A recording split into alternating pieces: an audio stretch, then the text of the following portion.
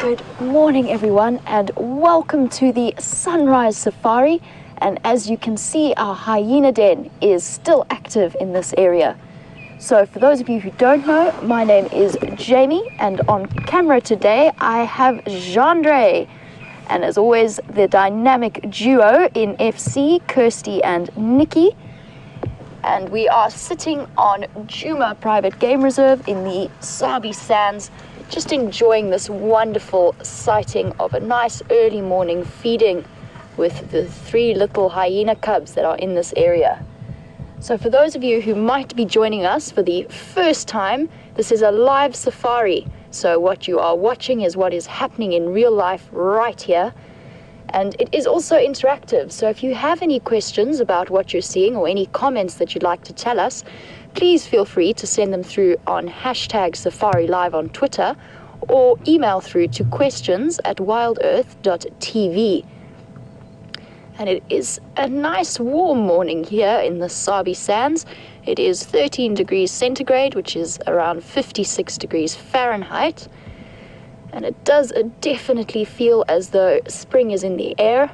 I heard my first fiery-necked nightjar this morning, which is very exciting for me. I am eagerly anticipating the longer days and the warmer weather of springtime. And we are sitting with hyena, and I know that Lucy reported that she heard hyena calling on the Nkuhuma Dam camera. Hi Lucy, and welcome, and thank you for that update. I know that James, when he was on his way to see if he could follow up on the lions, he did actually encounter a hyena very close to the dam, so they are around and vocalizing. And James will be the other presenter that's out and about this morning, and he has the wildebeest on camera with him. And this little guy, because the mother only has 2 nipples, hasn't had a chance to feed, or maybe he did earlier and is finished, and is now just chewing on what looks to be the remains of a hoof. Not sure which kind of hoof, but it is a nice chew toy for these little, almost sub-adult cubs.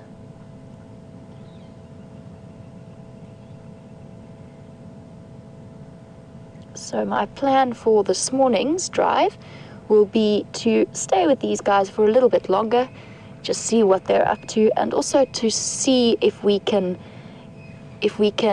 catch a glimpse of the slightly younger cub, who is very, very cute, but appears to still be asleep. Obviously, mommy is not out and about to feed him, so I think the little one is hiding in the den itself.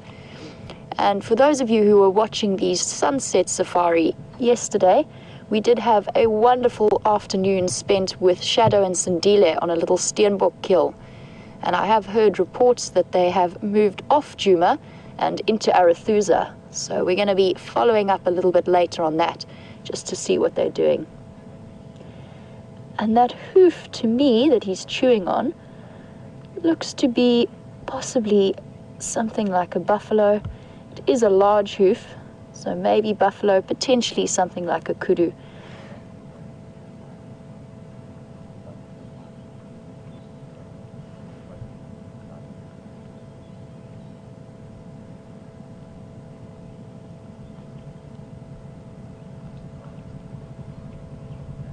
So these little ones are almost at the sort of teenage stage, and they are very, very naughty. Just before we went live, the one that was chewing on the hoof decided that he wanted to chew on the car. And we had to give him a little bit of a stern talking to, because we don't want them to learn that particular habit.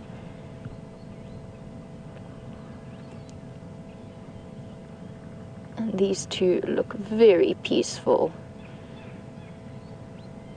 Mommy's just resting her leg on top of one of her babies. And it's very difficult for us to tell what sex these cubs are at the moment. They are very, very young still, so it is almost impossible to tell. But by watching the behavior, you can sort of get an idea of male versus female, simply because the males will usually be the slightly smaller ones and often quite bullied by the other members of the clan. And this one has decided he or she would like to be part of this meal as well. My suspicion would be that this is a male, just by the fact that he's struggling to get in to have a good feed.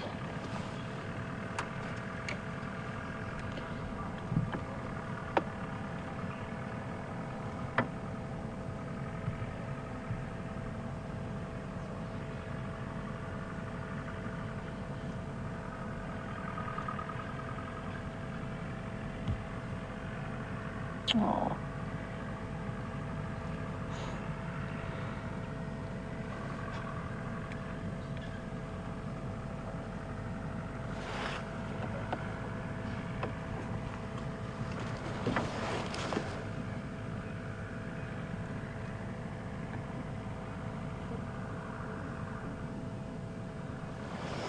And I did just see a little glimpse or a little injury on the back right end of this cub, and possibly from being a little bit bullied by the other members of the clan.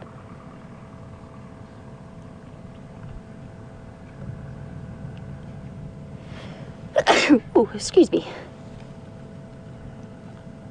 Dry and dusty this morning. Definitely gone up my nose.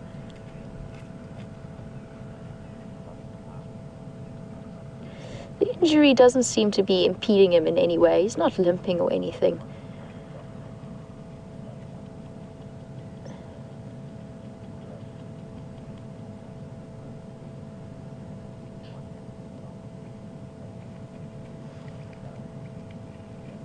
And I've just stopped to listen. I thought I heard hyena vocalizing again, but it has stopped now.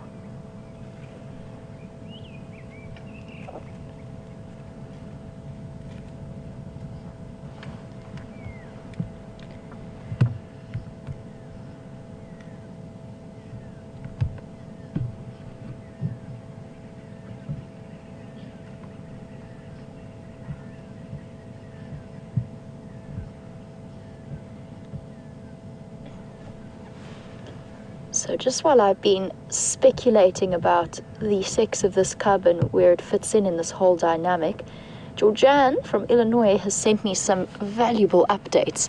So thank you very much for that, Georgianne, and welcome to the Sunrise Safari as always. And Georgianne tells me that this little cub is not related to the other two that are suckling. It is from a different litter, and its mother is the mother of the younger cub. So that's interesting and would explain why it is separate from the other two. And apparently it is slightly older as well.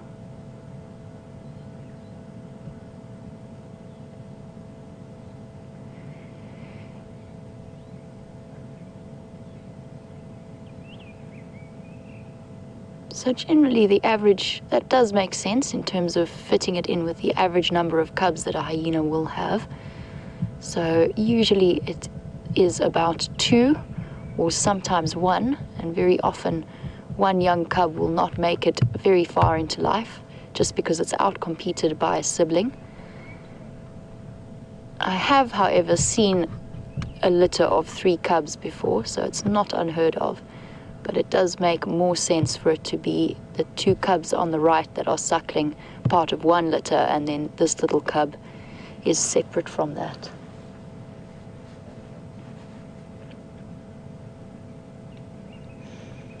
And I might be imagining it, but that female hyena looks very, very content. She almost looks as though she's smiling.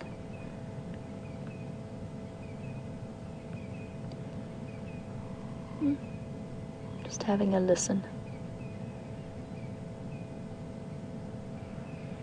And that's one of my favorite things about hyenas, is just how incredibly expressive their faces can be.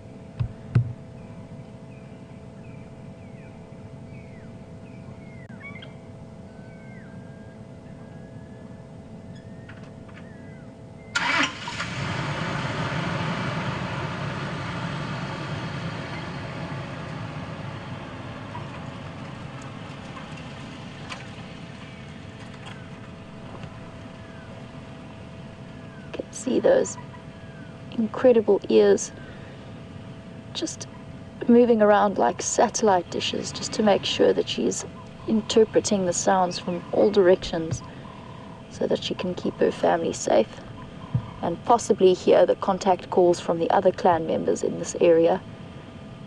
Maybe even the one that was calling at Juma Dam at about 6:10 this morning.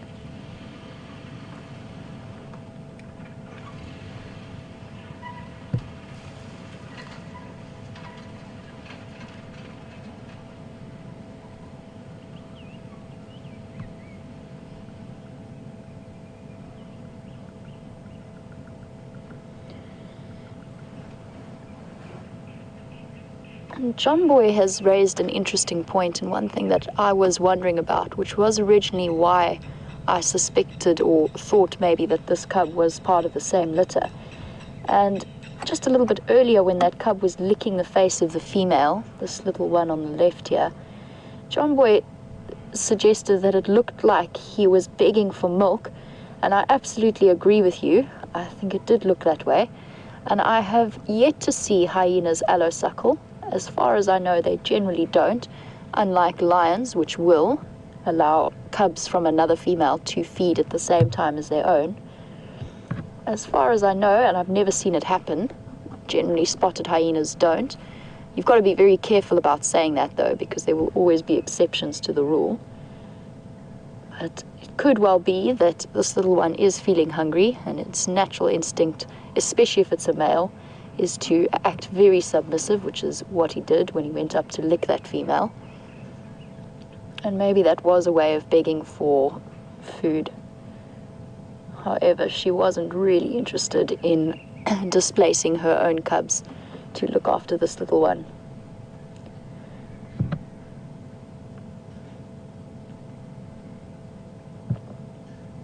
And either way, he's obviously given up on that particular venture and decided that a morning nap might be more appropriate.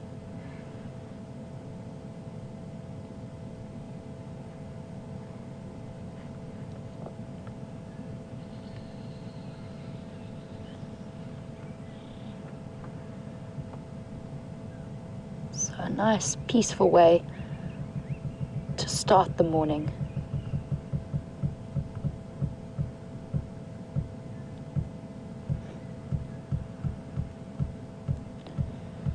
And den sites are often the best place to come and sit and observe hyenas, obviously because of all of the social interactions that you get to see, but also just to start getting a rough idea of how many clan members there are.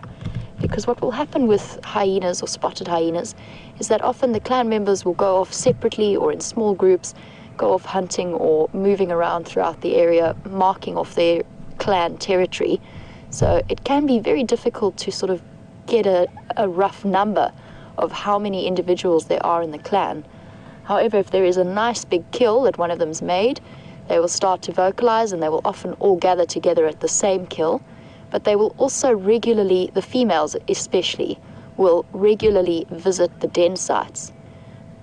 So the young males will go off on their own, and the females will continuously return just to pop in and see what's happening at the den. And when I was working in terms of trying to work out clan numbers at the research job that I was working in before this, we used to put camera traps up, so cameras that take pictures in terms of motion detection, and we would put them up at the den sites, and they didn't disturb the hyenas, although you had to be very, very careful about putting them out of their reach, otherwise you ended up losing them to hyena teeth. But you could put them up and just take photos and then sit and have a look at the spot patterns. And it did give us just a nice idea of the core members of each clan in the various areas around the reserve. And obviously the dynamics are always changing, with young males moving off to go and find different mating potentials outside of their own clan, so to find unrelated females.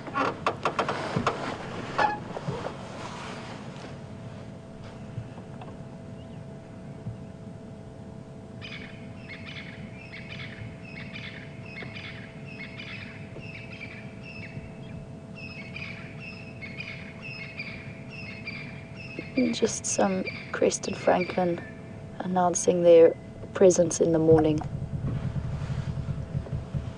And there we have somebody's coming in. And it's always fascinating to watch how the dynamics happen when a hyena comes into a group, and you can judge a lot by the various social greetings between individuals. So it will be quite interesting to see how this one responds to the female that's currently suckling the cubs.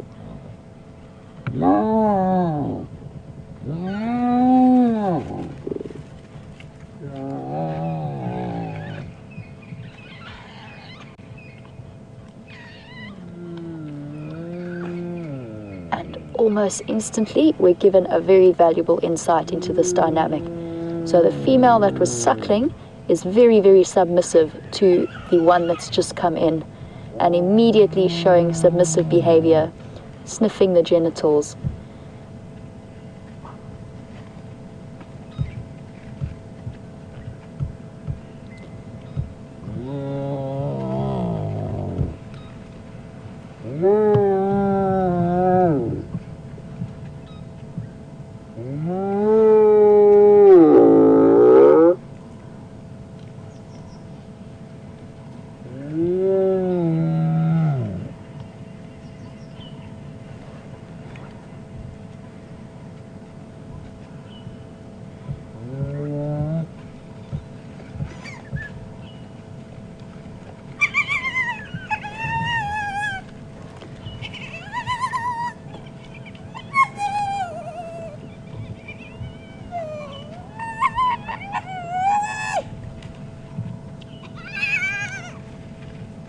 And the whining sounds that you can hear are that little cub just showing its submission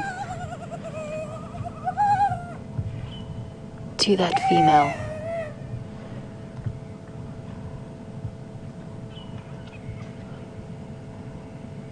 And something has definitely attracted their attention. They're all staring off in the same direction, off to my right. Could be another hyena that is coming through.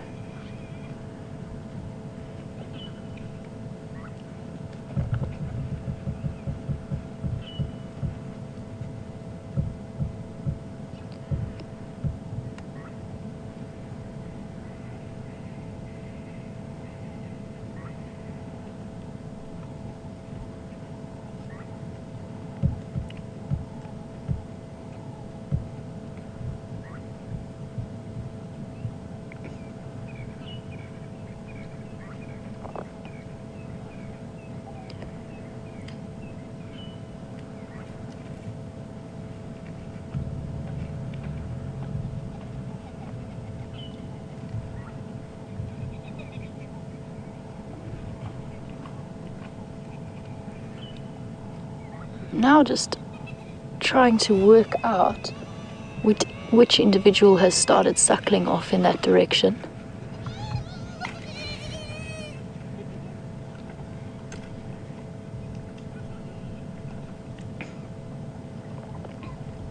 And that seems to be that the female that came in was indeed the mother of that cub who was off separately from the other two, and that little cub has now settled down for his or her breakfast meal.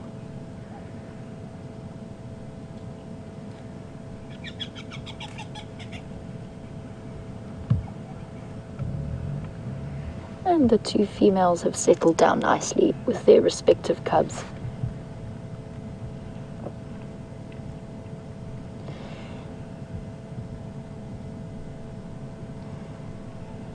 So none of the interaction that we just saw was really in any way aggressive. It's just part of their social greeting and keeping up the social hierarchy. So there was no aggression, even though it might have looked that way with teeth bared and the postures that they adopted. But it's just a way for them to reaffirm who's in charge.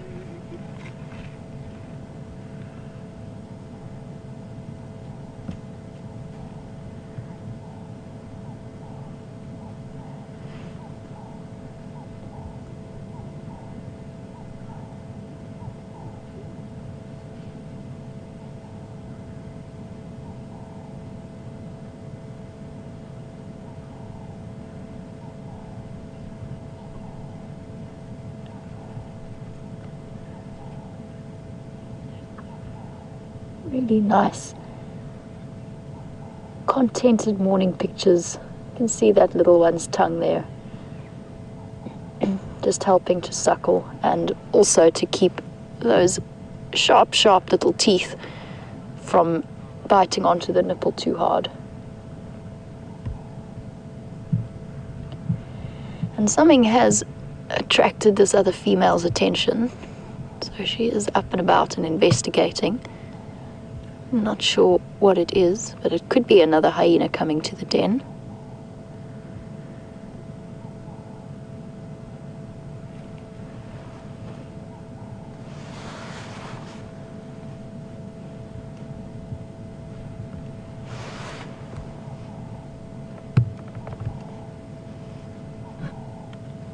Just would like to reposition to see what is going on. However, I don't really want to disturb these hyena off to my right. I know that they're very used to cars, but by turning on my engine with her sitting over here, she might get a little bit of a fright.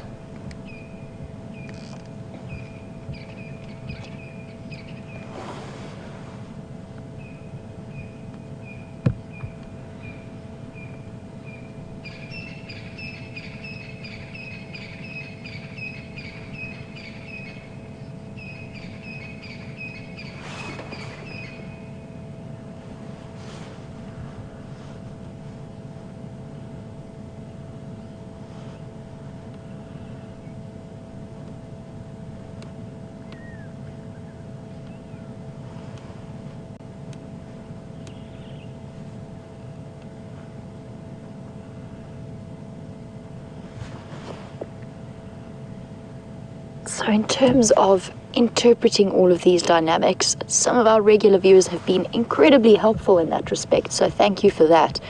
Georgianne tells me that the older cub, who was off to the side, was born sometime late December, and that these two little ones in front of us were born in early February. So that's fantastic, thank you for that. It puts them at about, the older one at about 7 months, if I know which month I'm in, which is always a struggle for me.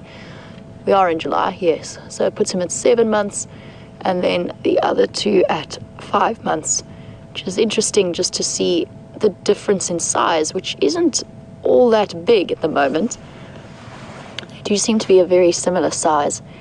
And Lucy has also sent me some info saying that if that female who came in has a large scar on her back, then she will be the dominant female of the clan. Thank you very, very much, guys. Welcome to the Sunrise Safari. It's always great to have that feedback, especially since I have just started here and I don't know the animals that well yet. So very, very helpful. Now, I would try and get a better visual of that female who came in. However, I've just seen her move right off in front of me into a very thick block. So I don't know what it was that attracted her attention, but she has completely moved off from the den, and I'm not going to attempt to follow her at the moment. But I can look back at some point and just see if I can see a scar on the back. So very helpful, guys. Thank you very much. And the female that did move off, the little cub did follow for a little bit. However, I don't think he is ready to go too far and might come scurrying back fairly soon.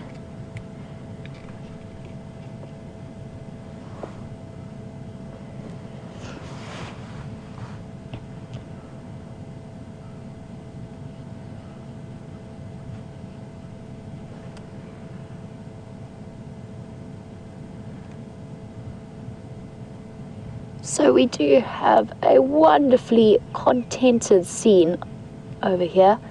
The cub's just really nice and nestled into mommy. However, I don't think too much is going to change over the next few minutes, so I'd like to take this opportunity to send you across to James for a quick update. But never fear, I'm not going to be going anywhere for the moment, and I will be back with you guys a little bit later, still with these hyena.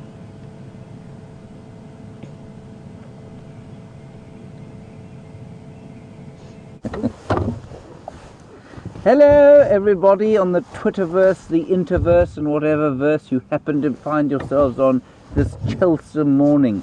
Welcome to the Lowveld, welcome to Wendy. I believe you've been looking at some magnificent hyenas with, excuse me, turn my radio down, with Jamie and who's her cameraman this morning? I think it is the inimitable Jean Drey and his beard.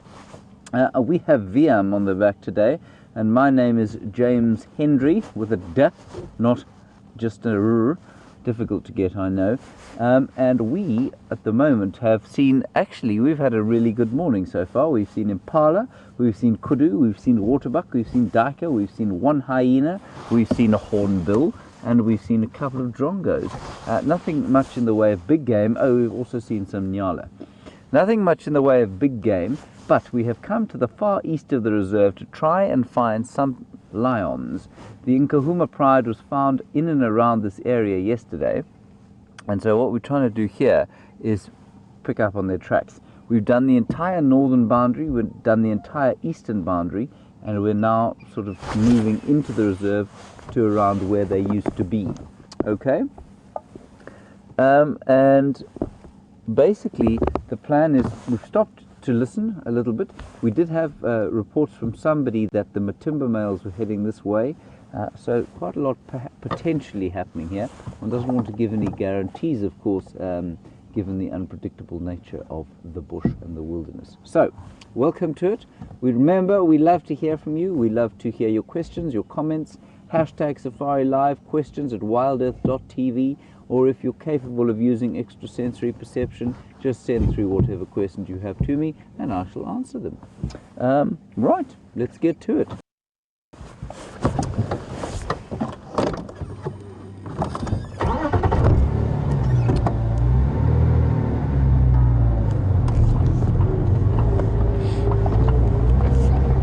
Right.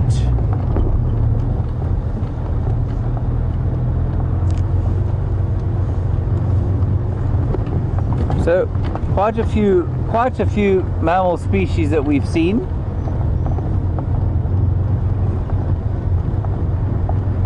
And I mean you were all looking at the hyenas, but Viam and I have had a very pleasant time. Oh, here we go. Viam, the lions have come down here. I'm fascinated that they weren't, where we stopped, they definitely were not on the road. Just listen.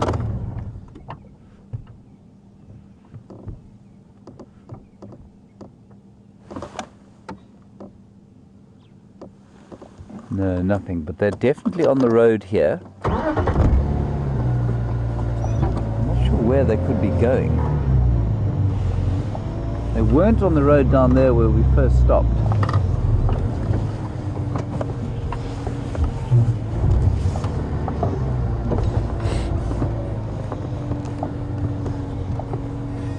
Right, so the tracks, one of them is running, definitely.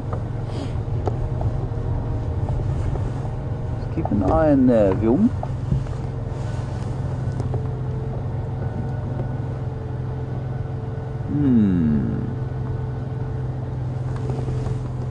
They're not this side. Viam, have you got them that side at all? Okay.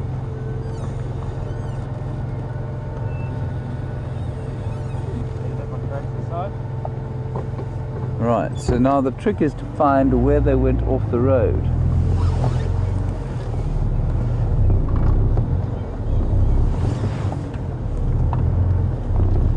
Go ahead, Scott.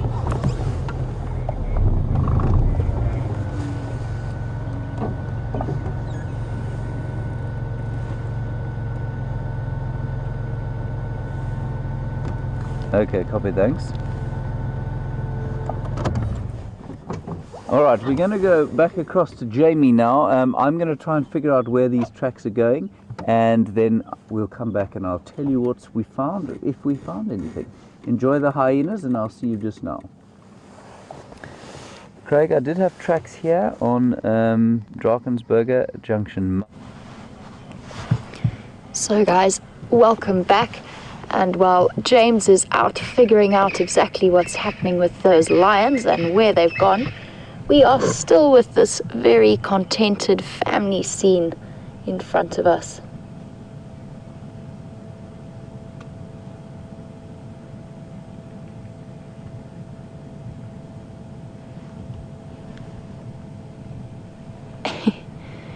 And those cubs are getting a little bit big to sort of squeeze around mom, to both suckle at the same time. The one is basically tucked under mommy's leg and then under his or her sibling as well, which I'm sure is a very cozy way to start the morning. And although I haven't seen them do it very much at the moment, this little cub might be showing us what I want to talk about. Generally, when you see suckling animals, little suckling animals, they need to actually stimulate the milk production from their mother.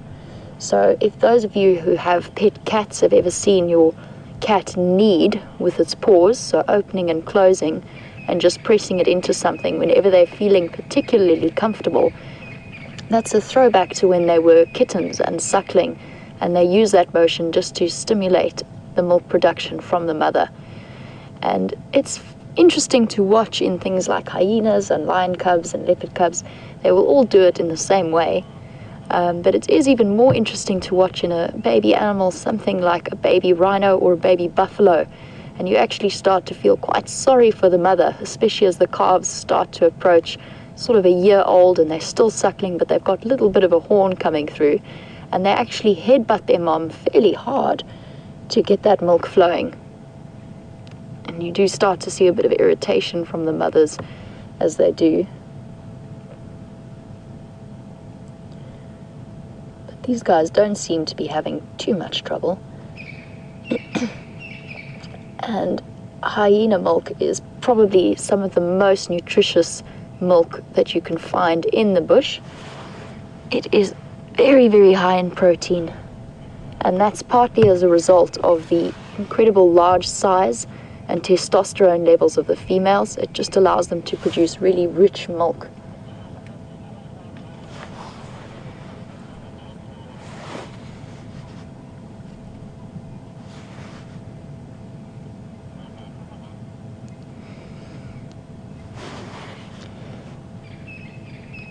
So a little bit earlier, when the other female came and joined this female, there was a very interesting display of their social interactions, and almost immediately that went from sniffing around the face to sniffing the genital area. And Connie would like to know if it's only the females that display this ritual sniffing behavior, and the answer to that is no, it is not. The males will also do it, and particularly you will see it between male and female interactions, just because the male is so keen to show his submission to the female, especially when he's trying to approach to mate with her. And very, very often the submissive hyena, which will always be the male in the case of male to female interactions, he will almost immediately lift up his leg and present his genitals for sniffing. And it is obviously the sort of slightly risky position for a hyena to do that, getting a very sensitive area close to some rather serious teeth. And that is just his way of showing trust and submission to a female. So you'll see it across the spectrum with all the different dynamics of hyenas. And it is the most useful way of determining both the sex of the individual and their social hierarchical status.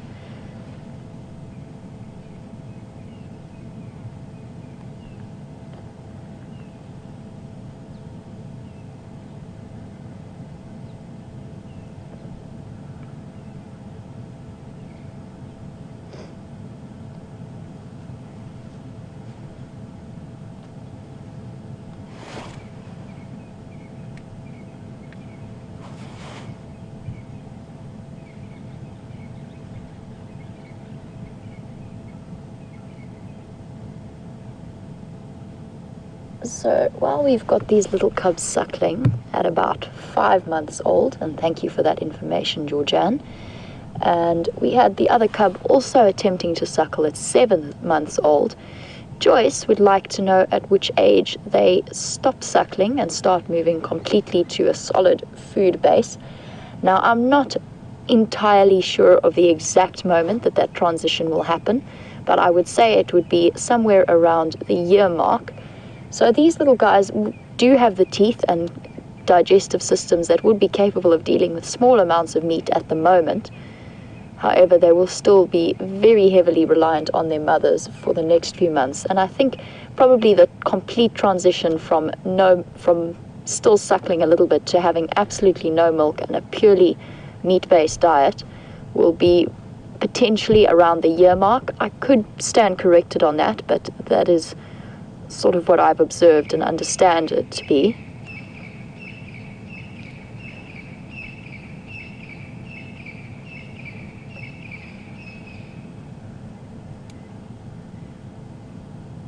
And the nice thing about spotted hyenas, which is always pleasant to know and watch, is that these cubs will be perfectly secure from marauding males. So it would be highly, highly unlikely that any strange male is going to come in and kill these cubs, simply because the females are so fiercely, fiercely protective, and it would have to be a very unlucky incidence that would occur. Unlike in lions or leopards, where a strange male would kill the cub that is still suckling, just as a way of bringing that female back into estrus so that he can pass on his own genes. And we do have one coming back in at quite a fast pace. And I think it might be, not sure, but I think it might be that little cub that followed his mother earlier.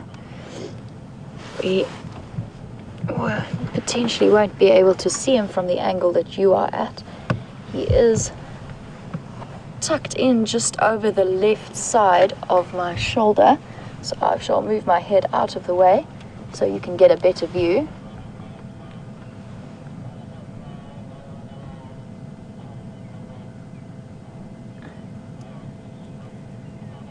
No, it might be tucked away behind the trees there, but definitely making its way in.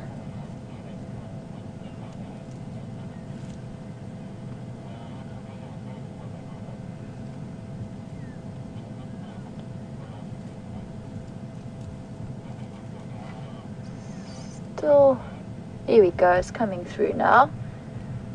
Here we go. Okay, not the cub, doesn't look like the cub. On its way back in. And already vocalizing to announce her arrival. And possibly even calling to the little cub that will be, I'm hoping, somewhere in this den. So unless this female comes around the side anytime soon, which I haven't seen her do, I am going to reposition so that we can see who she was calling to. I'm hoping it is that little cub.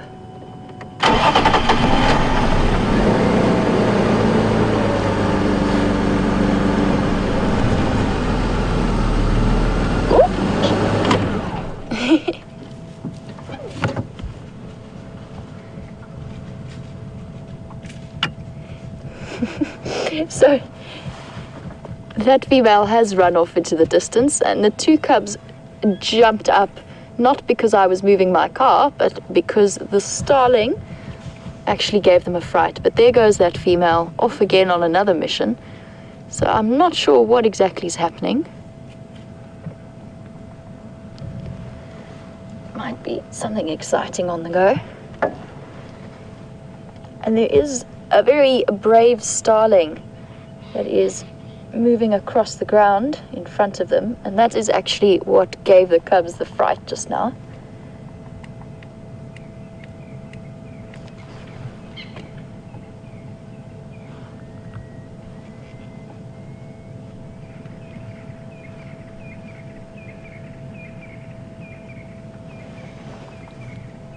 And we were discussing a little bit about the sniffing ceremony and the greeting ceremony of the hyenas.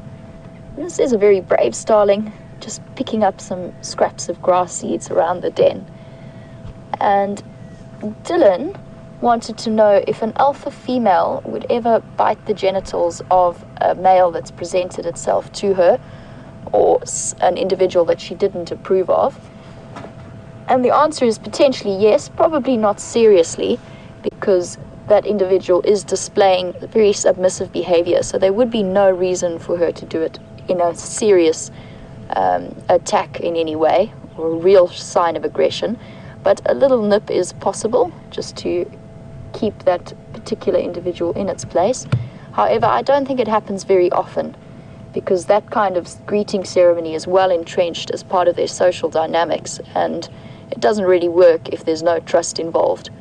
So it could happen if the male oversteps his boundaries, or a younger, smaller ranking female, or a lower ranking female. So it is possible, but unlikely.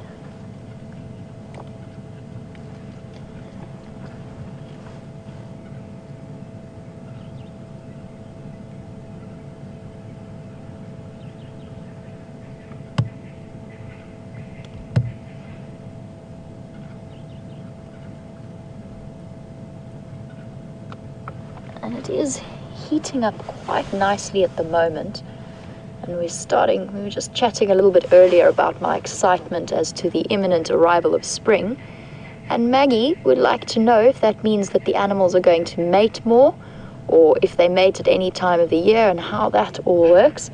Hi Maggie, welcome to the Sunrise Safari. The answer to your question is that it very much depends on the species of animal and whether or not it has a set breeding season. So something like impala will only mate during the months of May and June, and they will all give birth sort of within roughly the space of 3 days towards the end of November or the beginning of December.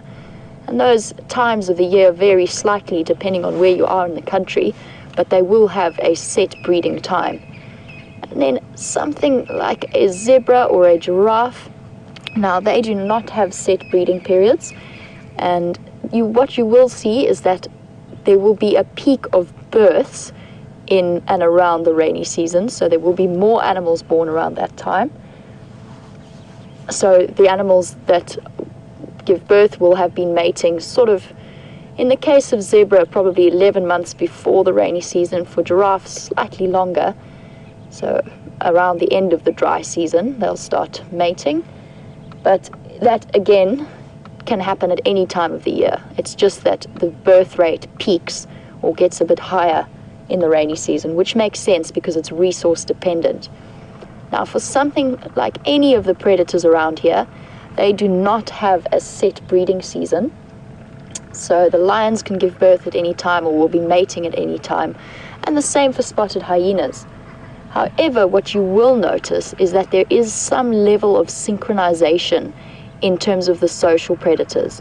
So for lions, very often the females' estrus cycles will sync up, and they will be pregnant and have cubs roughly around the same time. And that is just a way of ensuring an increased chance of survival, because, as I mentioned before, the lionesses will allosuckle, so they will suckle the cubs that are not their own. And it means that the pride can really truly invest all of its attention and time on looking after those cubs. So there will be some synchronization in that area, but again, there isn't really a peak breeding season for lion cubs.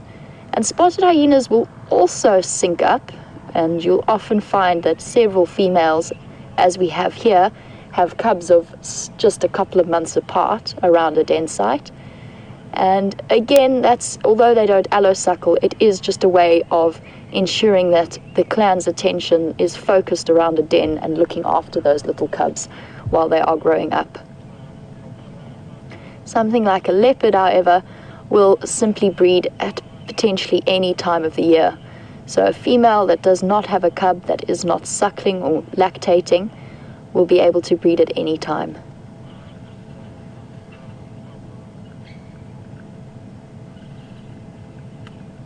In terms of birds, just while we're on the subject of breeding patterns, most of the large raptors have already completed their mating and nest building rituals, so that their eggs will hatch around the wet season, which again makes sense because there is an increased supply of food.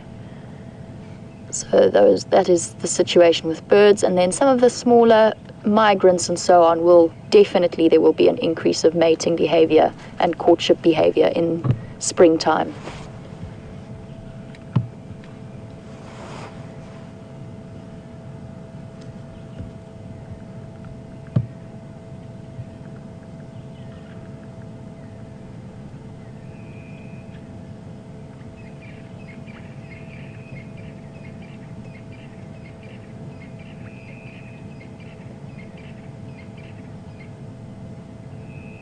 So that is one very brave starling.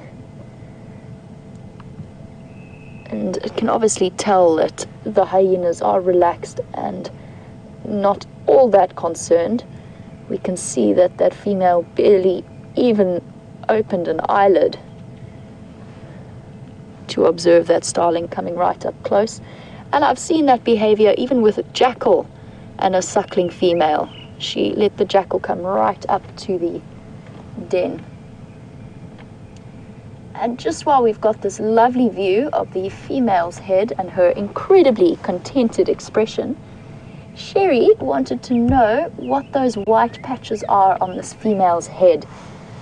Hi Sherry, welcome and thank you for this particular question. And the answer to that is probably they are slight scars, whether it's from scratches on the head that were acquired during a hunt or through running through the bushes, or even actually the overly attentive affections from her cubs. So they are teething at the moment, and I'm sure if you have puppies or kittens, you'll know how incredibly sharp those milk teeth can be.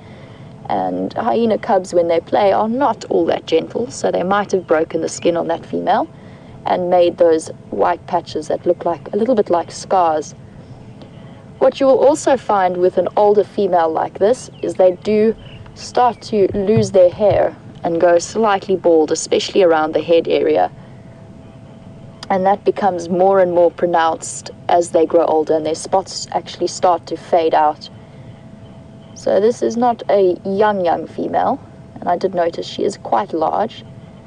So I think the combination of balding and then little nicks and scratches around her head have just made scars around it.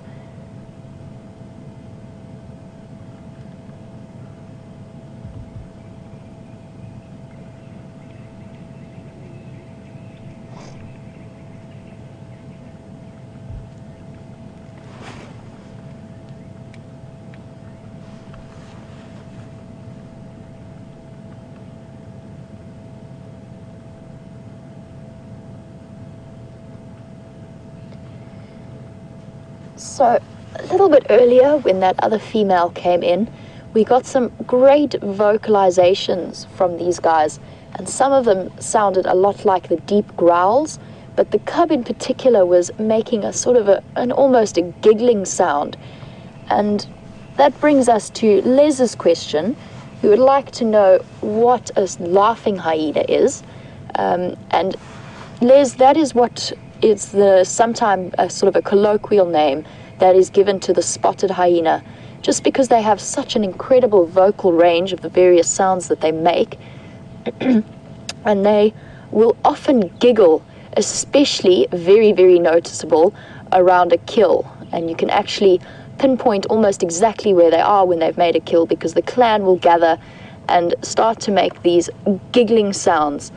And they're not laughing, it's part of their feeding behavior, just to push their way in and make sure that they get their fair share of the meal.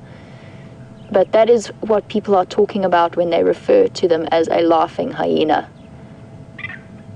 And they do have a wonderfully wide vocal range, and when you get their proper contact call, that very low woo sound, if you are nice and close, you actually hear it almost as a growl or a roar, very, very deep bass note that can vibrate through you when they do call close to you.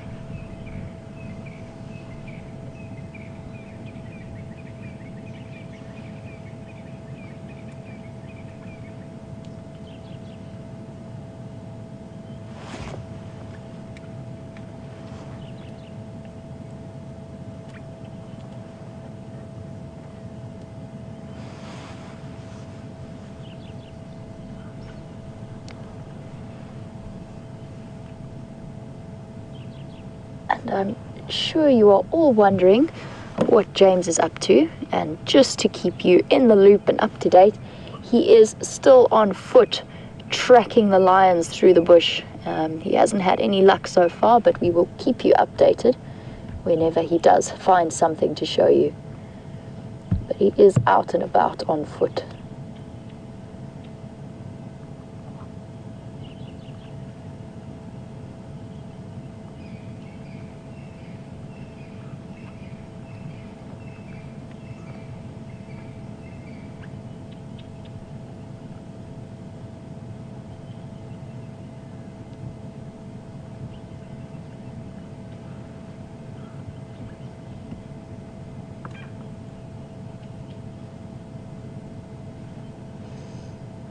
And while I'm sitting here, I am getting wafts of smell from this den.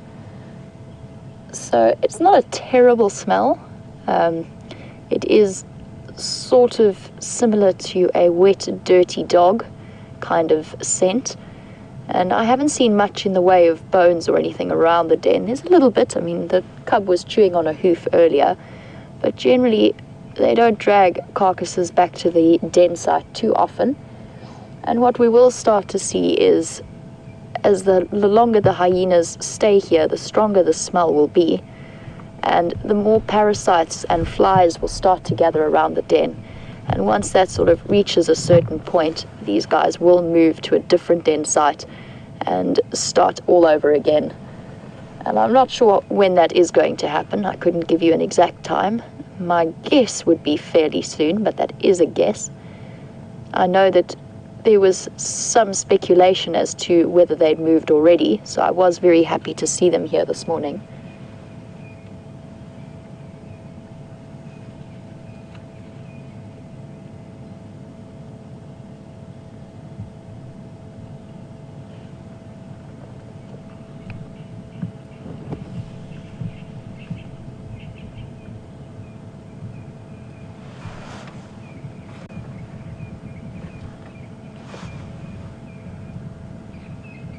And it all seems to be quiet. I haven't seen that female returning at the moment, and I also have not seen that other little cub come through.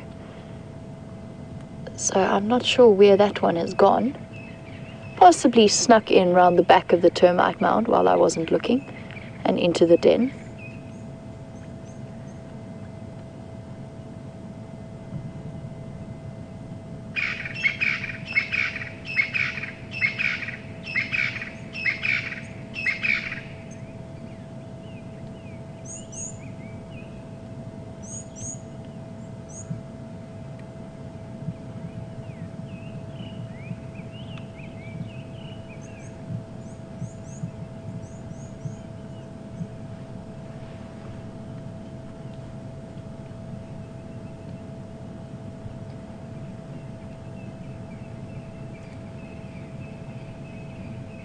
See how, despite appearances of being very relaxed, which she is still constantly on the alert. So any kind of small sound that she doesn't immediately recognize is why she keeps lifting her head just to investigate what it is.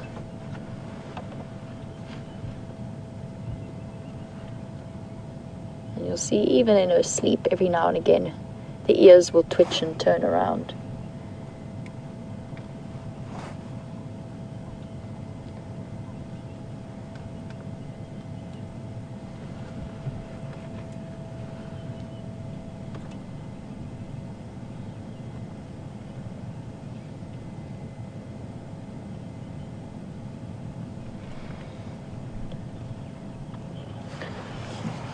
So guys, my suspicion will be that not much is going to change here over the next few hours. I think that this female will probably suckle for a little bit longer. The cubs might go back into the den and she might go walking about at some point. So I'd like to pose a question to you, and that is whether or not I should stay here or whether I should go and start looking for something else, possibly pop my nose into Arethusa. So if you do want me to leave or if you want me to stay, just let me know on #SafariLive on Twitter or email it through to questions@wildearth.tv, and I will take your opinion into consideration and we can make a decision from there. However, I hear that James is making his way back to the vehicle and he has a beautiful view to show you. So I will pass you back to him and I look forward to hearing your answers. We can make the decision a little bit later.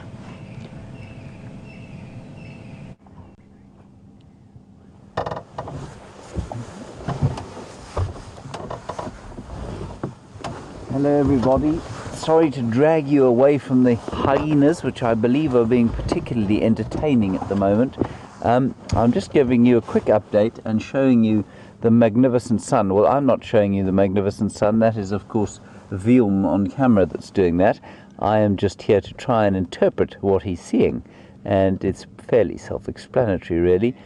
A beautiful sighting of the clouds, probably what we would call alto cumulus, if I'm not mistaken, moving gently off to the east, past the rising sun, and it's just a lovely kind of golden morning that's starting to develop. It's pretty grey and grim to start off with, but it's now turning into something golden and quite special. In terms of the lions, I'm back in exactly the same place where I last saw you, having driven extensively and failing to find any further evidence of them. So they must be in and around this block here somewhere, I think. So we're going to continue down towards the center of the reserve, possibly to where you saw them earlier yesterday afternoon. I think they've headed back in that direction, and possibly towards Buffelshoek Dam, somewhere in that direction. Our mammal list continues to grow. We've seen a number of enormous herds of nyala, a couple of impala further, and one or two squirrels. Of enormous herds of nyala, a couple of impala further, and one or two squirrels.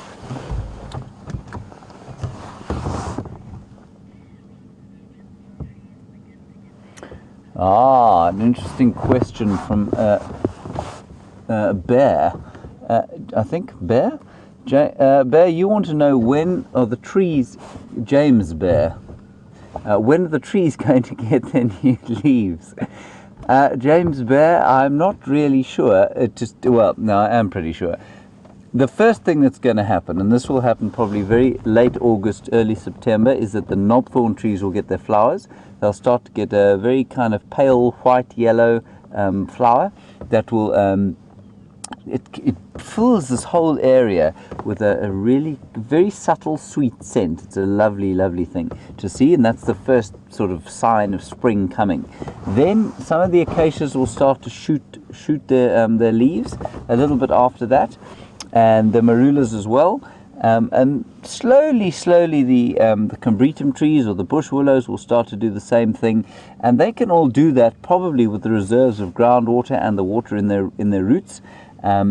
But the grass will stay this color until the rain comes. Remember, grass is totally dependent on surface water, so it will stay this golden sort of grey. It'll go fairly grey by the time the rains come, but that will only turn green once the first rains come. So that's basically what will happen. The first thing to look out for will be the knobthorn trees come end of August, early September. That's always a wonderful time of the year. It's pretty hot normally, but it's always a kind of there's a great sense of new life beginning. Right, we're going to carry on looking for the lions, and look at that magnificent sun. It's just warming my face.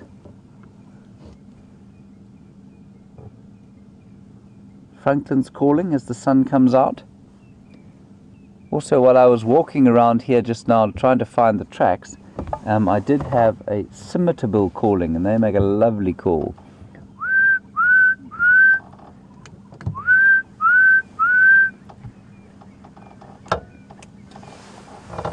Right, we're going to go back across to Jamie now, who I believe wishes to greet the hyenas with you, and then you'll probably come back and help us with the lions.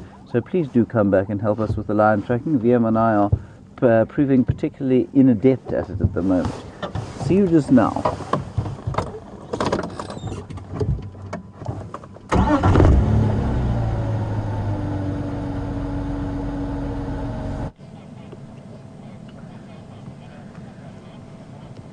So guys, welcome back, and we just wanted to show you that we also have a glorious sunrise from our position at the hyena den.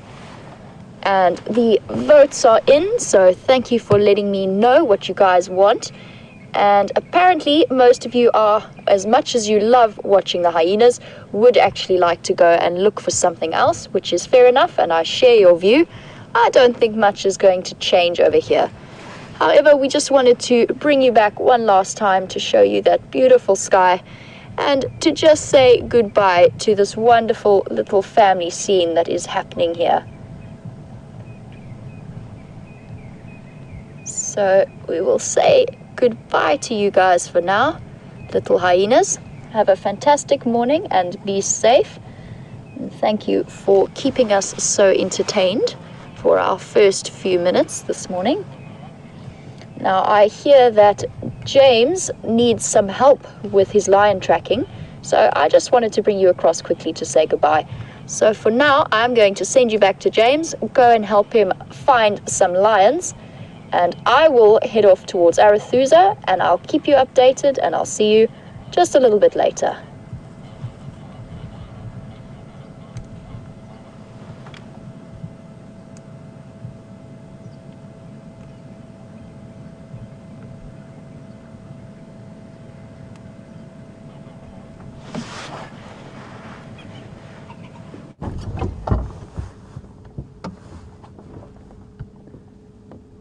Welcome back everybody to Wendy, who has found us some kudu. Our probably fourth herd of kudu this morning. Antelope have been out in great profusion. Beautiful herd of females and youngsters. There might be a bull lurking around somewhere, but they don't normally hang out with the females and babies. I'm just going to reverse slightly just because it's such a nice sighting of them.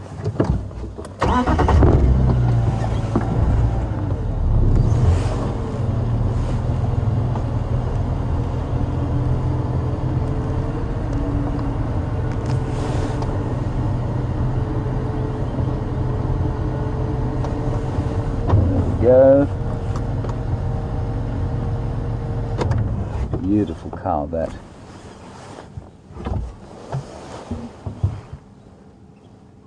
Viam, can we just go across to the one over there that's eating? She's eating, from what I can tell, some leadwood. The last of the sort of combretums to hold their leaves are the leadwoods. Yeah, that's exactly what she's eating. And I think you'll find that ordinarily in the summertime, when there's a lot else to choose from, I think you'll find that the combretums form a relatively small proportion of the kudu diet, because they do tend to be quite sort of tanniny. They don't have thorns, and so you can almost be guaranteed that the leaves that don't have thorns will definitely have some kind of chemical protection in the way of tannin or some other sort of poison like that.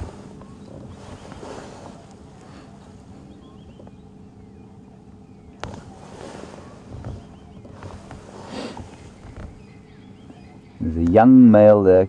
I don't know, Viam, can you see him? He's just behind the female. Okay. So we've got a young male there with just the beginnings of his horns. They're not particularly impressive at the moment, but they will turn out to those brilliant spirals that defines this animal. And the kudu, for those of you who don't know, is in fact the emblem of the South African national parks, because it's such a magnificent bull.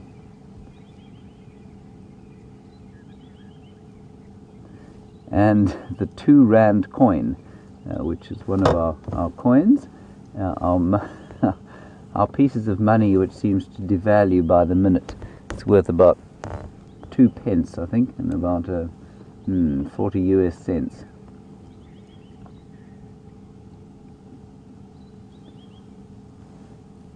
You can hear the birds calling now. The robins love it when the sun comes out. They always start as the sun comes. And we've got the drongo there in front of us, and just behind the drongo, which isn't calling, you can hear the robin.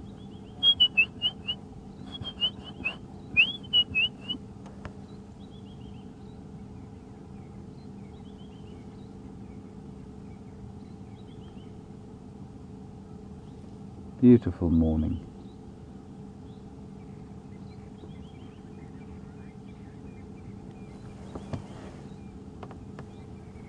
Lovely way that the sun catches that kudu. Young female in the flush of youth.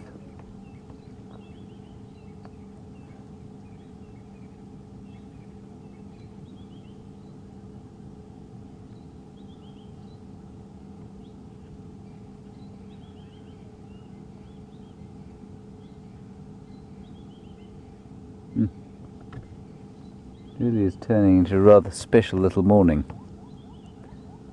Got some hornbills calling behind us.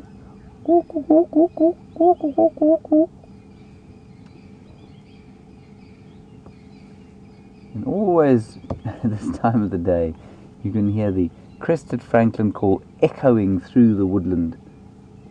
Although it's pretty flat out here, the sort of gentle undulating topography tends to lend itself to if your call is at the right frequency, it does seem to travel a long way. Just like the Scops owls in the evenings, make a sort of cathedral reverb that goes through the drainage lines.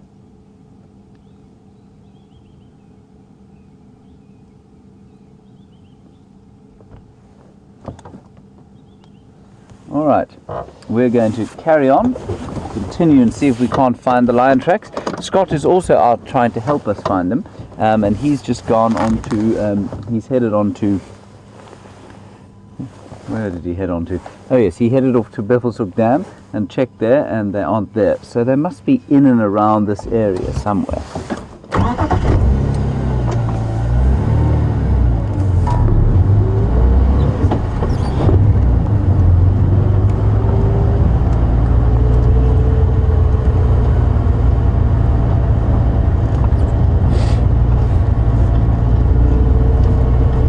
Question about whether the kudu or the relaxed nature of the kudu is indicative of the fact that lions are not around. Two answers to that. One, and I'm not being facetious here, either they may be just about to be mauled by a pride of lions, but the chances are, remember, I don't think that lions have a particularly strong smell, and so I don't, I don't think the kudu would necessarily smell them if they were close by. But they could be being stalked, but I just don't get a sense of the lions around here at the moment. I think they're probably further off to the west.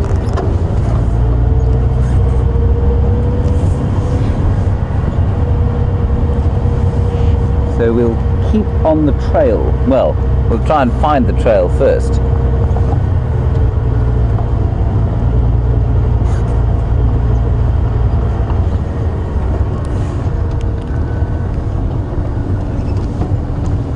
Right. So this is the road on which you saw them first last night, or yesterday afternoon. And there were tracks found here this morning, but I just wasn't convinced that they were the sort of right freshness. Anyway, let us try. Lions should, in theory, of course, be relatively easy to track because there are lots of them. They're quite heavy, and they don't fly.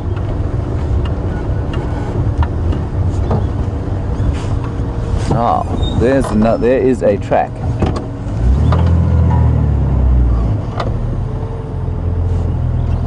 Unfortunately, it looks old enough to be a fossil. Well, those are from yesterday, definitely.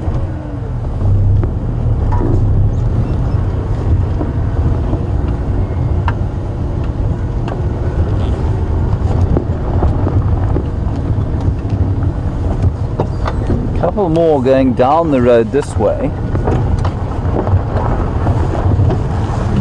So they're in and around here, the Nkuhuma pride.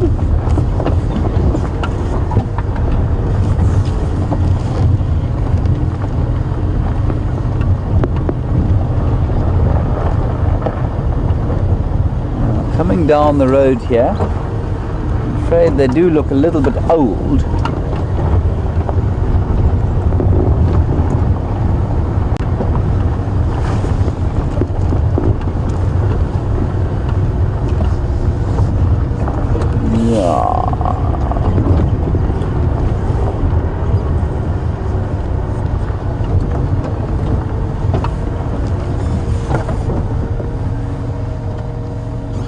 look at this, Liam. Hello, Anna Marie. I think they've been driven over there. Interesting question. You want to know if that hump on the back of the kudu is fat or bone? It's bone. It's not a fat hump. But a lot of the antelope, I think they, for example, the eland, which is part of the same family, will deposit fat around the withers, around that bone. So a bit of both, but it's mainly bone.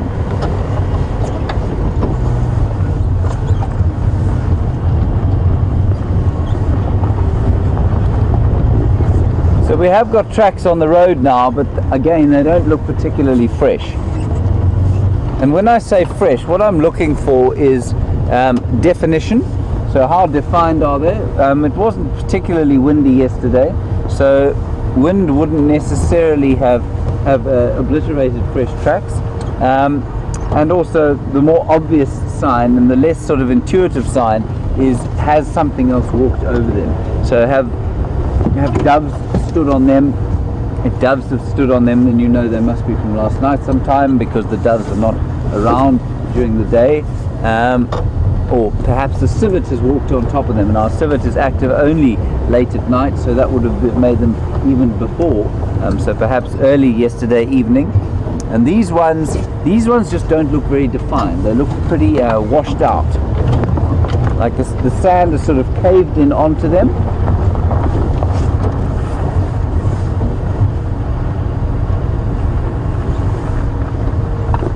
Some people have an almost sort of sixth sense with tracks. I unfortunately am not one of them, so I need to use a bit more inductive reasoning.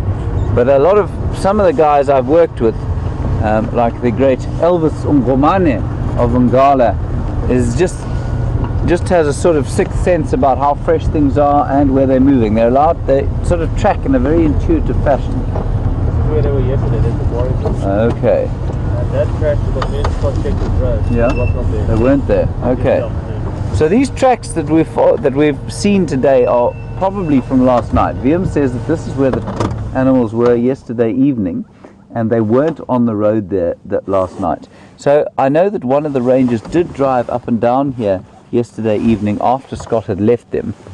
So it's possible that they're in and around this area. I think they probably are. Quite large blocks. Anyway, there are a couple of roads we can try, and so we'll try them first and then possibly come into the block.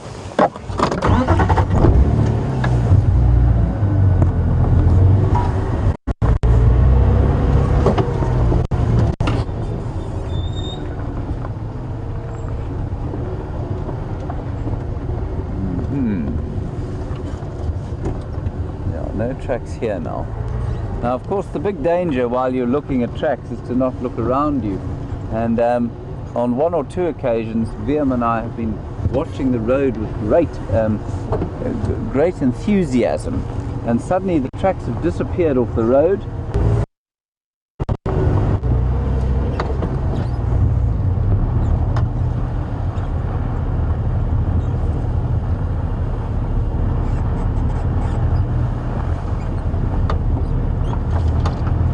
Scott, come in, Scott.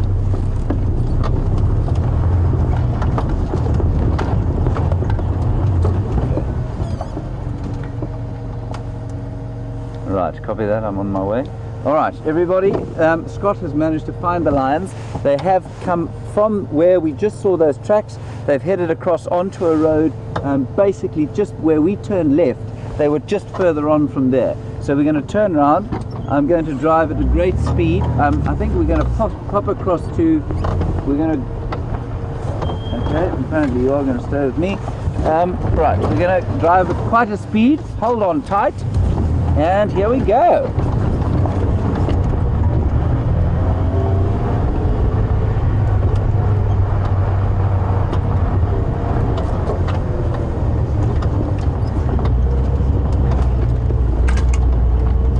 Scott, I'll be with you now. I'm at Central Junction, Yala Road, south. I'm going to come back up Central.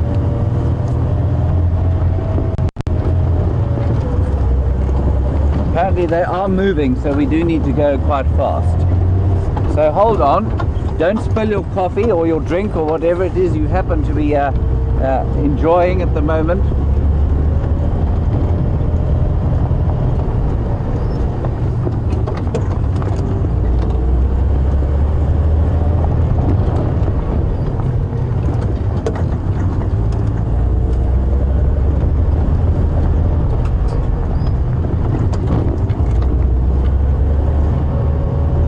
Thankfully this road is fairly smooth. So it's quite unusual that they've been in and around this area for the whole day. I haven't seen them, at least for the whole 2 days, I haven't seen them do that before, and I suspect it's because they've been hunting something. And maybe they succeeded during the course of last night.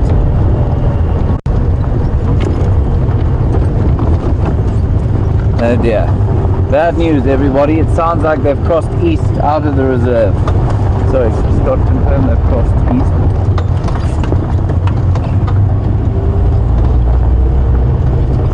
Alright, sorry about that, everyone. They have crossed east into Torchwood.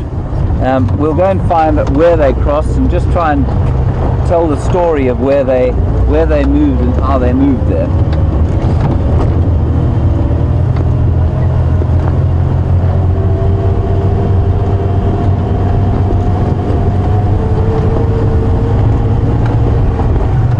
I find this most frustrating indeed.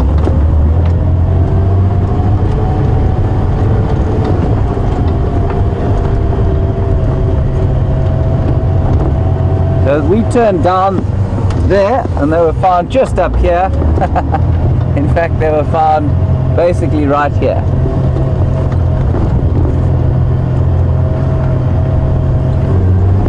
Sorry, they haven't crossed out. They are heading towards the cut line.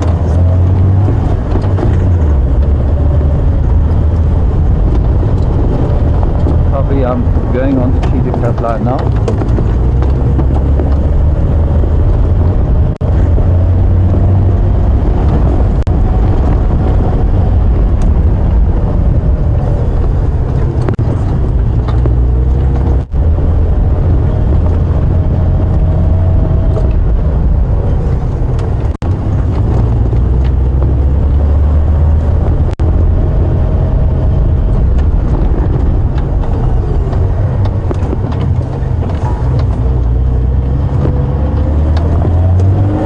They're just up ahead. We're going to get a brief view as they go east.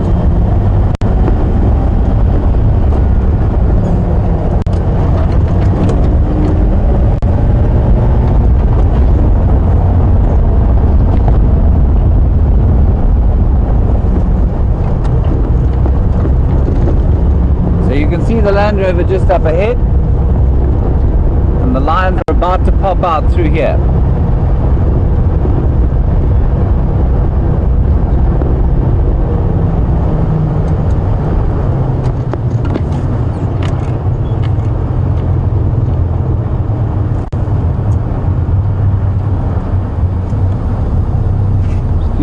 Here, Björn. You got them? There they are. Oh, wonderful. Oh, what a pity they're going to cross.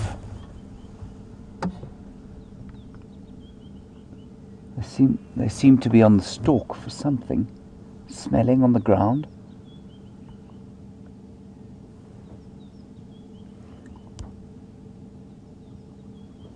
And going to the loo, of course.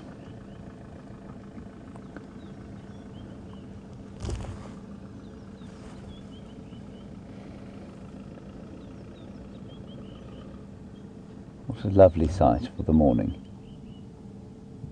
Anyway, I just love the sight of a pride of lions moving through this winter vegetation. They're so perfectly coloured for it.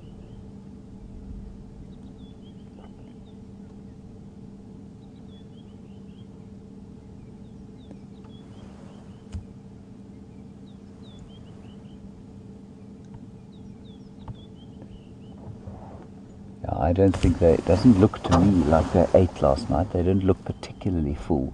Yeah, I'm just going to sneak slightly forward so that we can get a really good view as they come past.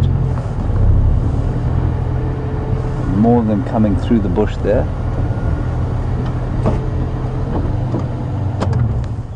And that's our friendly orange-eyed lioness.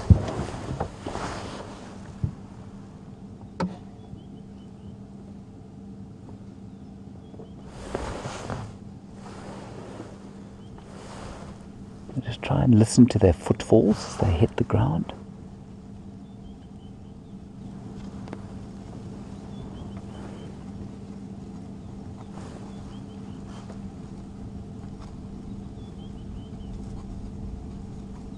Wonderful sound.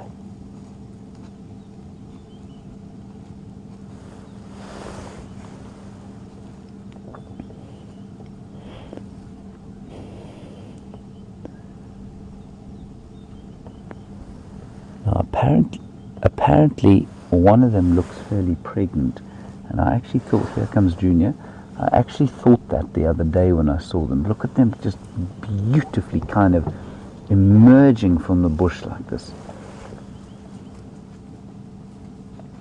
Stunning. They definitely haven't eaten anything. But there was talk of one of them being pregnant yesterday, and when I looked at them the other day while they were lying about doing nothing, as is their wont, I did think that perhaps one of them was pregnant. And I think that last lioness that we saw, not the one you've just seen now, but the one that crossed the road in front of us, I think she looks like she might be pregnant.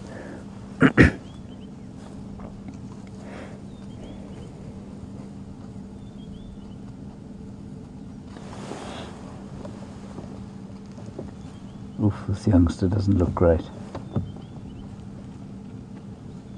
Actually seems to have developed a bit of a limp.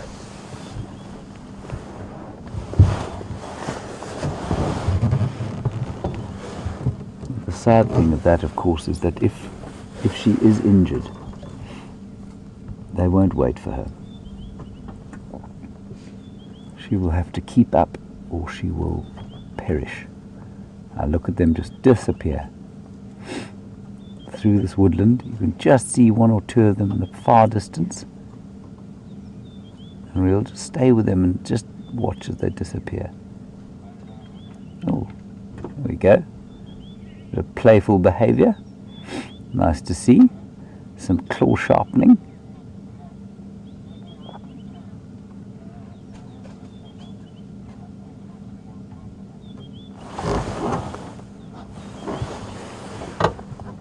Obviously bored with just walking through the bush. Still retaining some cubbish playfulness. Oh, here comes the other youngster. There we go.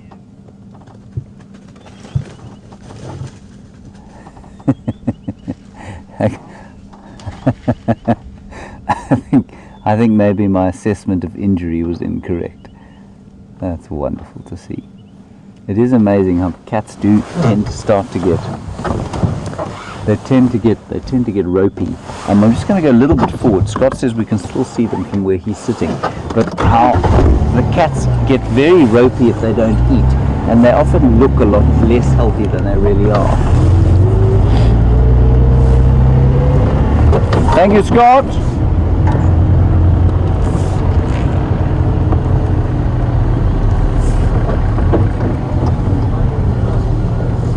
Okay, thank you very much. There they are.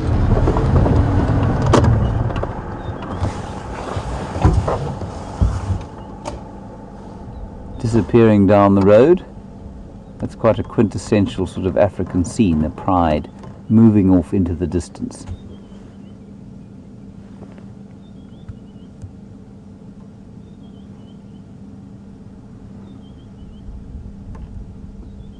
Well, I'm sorry we didn't find them earlier, everybody. I must confess that they did kind of flummox me with their movement.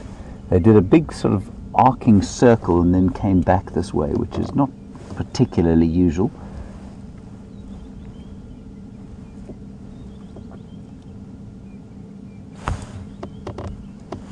We did go past this area early this morning before you saw us.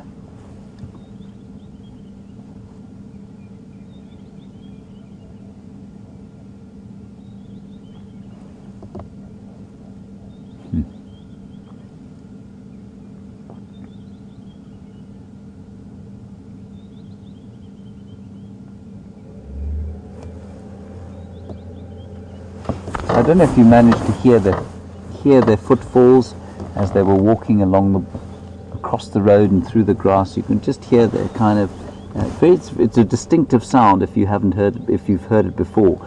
The distinctive sound of those heavy pads on the dry grass and on the fallen leaves.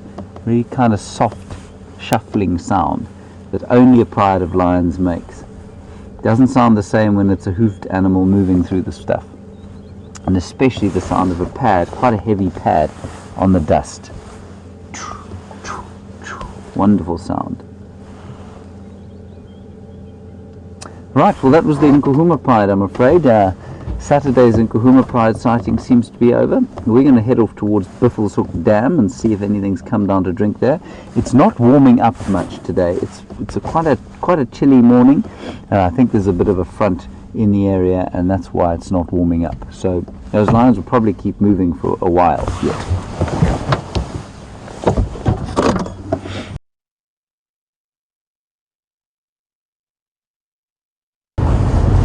Hello, David in the UK. You want to know basically about what you do when you see lions, and you've heard apparently that you need to maintain eye contact.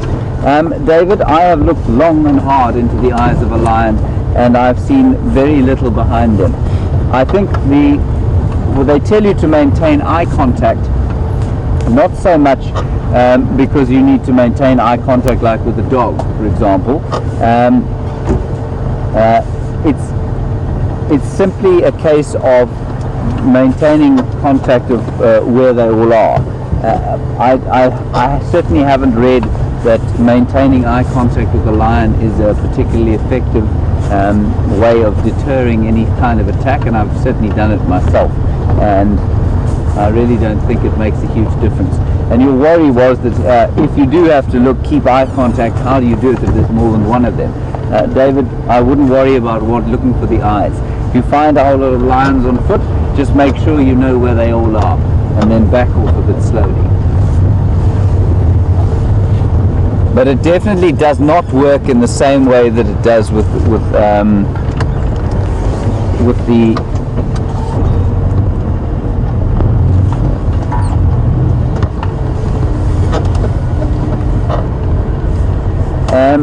it's not the same as with a dog, for example, where if you do look a dog in the eye, it's an immediate challenge. I just don't think lions have the same vibe about them. Certainly, if you're tracking and you find, say, there's a lovely waterbuck up ahead, if you're tracking and you find a leopard on foot, the thing with a leopard is that a leopard will disappear if it thinks that you've seen it on foot. And so the trick with a leopard is to kind of, if you do see it on foot, I'm just going to stop here. We're going to get a little view of not. I'm going to keep going.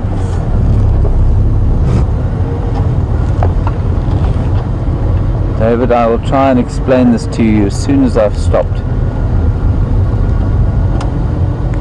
I think there's a lot of kind of misinformation around eye contact and that sort of thing. Beautiful smell of the waterbuck. Huge bachelor herd here. Huge terrified bachelor herd running away. Perfect coloration they have for this vegetation. So, David, when you're tracking a leopard, we had this 2 days ago, Viam and I found Sindile on foot. And what you do is, if a leopard thinks that you've seen it and are walking towards it, then they will disappear. Unless they're extremely injured and stressed, in which case you might provoke a charge. But you really got to really irritate them to make them do that.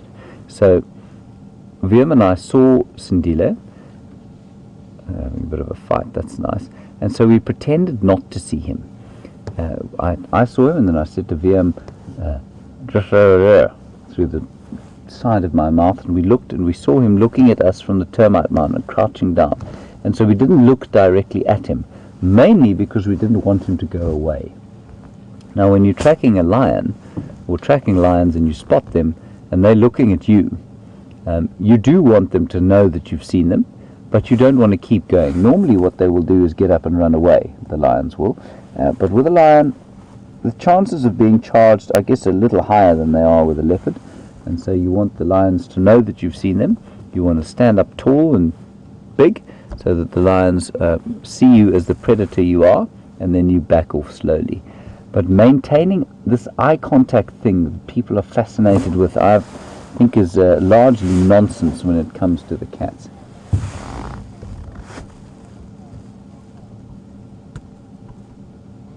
You certainly don't want to take your eyes, if you get charged, for example, by a male lion and he comes bolting out of the bush at you, yes, you want to keep your eyes on him, of course, but you don't want to, I don't think it makes any difference whether your eyes are on his nose or his forehead or his eyes. You just want to make sure you know where he is and what he's doing, and whether he's smiling at you or snarling at you. I think that's the crucial thing. Right, David, we're going to carry on now. These waterbuck have a very distinctive smell of musk, and it's a gland that's under the skin. It's supposed to protect them from some kind of danger. Well, that was the original thought, and I don't think it does. I think what it does is it helps them to follow each other when they're in bush like this. You can see how they almost disappear. And when the sun's not shining on them, it's actually pretty difficult to see them. It's a large bachelor herd. The big bulls are pretty territorial, so the more territorial the big bulls are, the more likely the youngsters will be to form bachelor herds where they can kind of live in defensive contact with each other. Right, we're going to drive slowly forward and see if we can get a better view.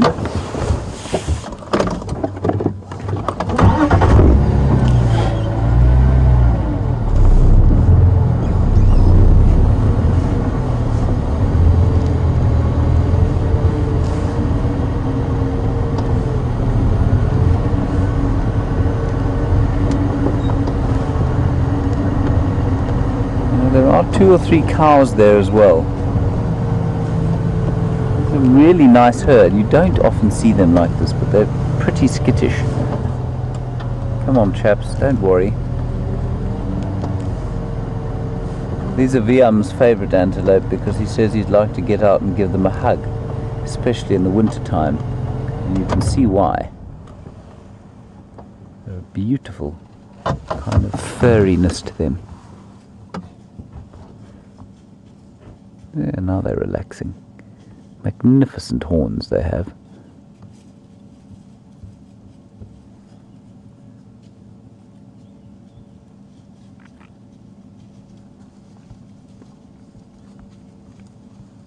And stripe above the eye, which possibly I say, is to reflect light into their eyes during the night time. That's when they're obviously the most vulnerable. I have very seldom seen a warthog, at least a waterbuck, kill. So I think they're probably fairly effective at escaping predation. And those horns are pretty rapier-like. I mean, they'll do some serious damage to an animal that gets in their way.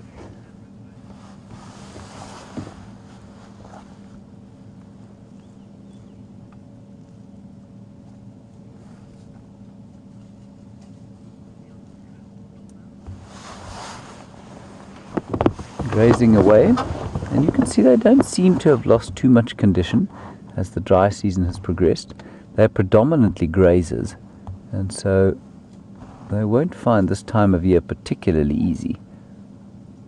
But as with many of the ruminants, remember, as long as they've got enough water to drink, can't really eat water, as long as they've got enough water to drink, then they will be able to cope with this dry vegetation. Highly efficient digestion if there's enough water. So in times of drought, it's not necessarily a good thing to be a ruminant. You might want to be something like a zebra, which is a hindgut fermenter, which means there's no limit to the amount you can eat. So The big key to that, suddenly they seem to have spotted me. I don't know what's changed. So remember, the ruminant is a 4-chambered stomach, and they can only eat a certain amount before they have to sit down and re-chew their food. Whereas if you're a hindgut fermenter like a zebra, the worse the food gets, the more you can eat. So it's not quite as efficient, but it does mean that once the food drops below a certain quality, you can just still keep processing more and more and more.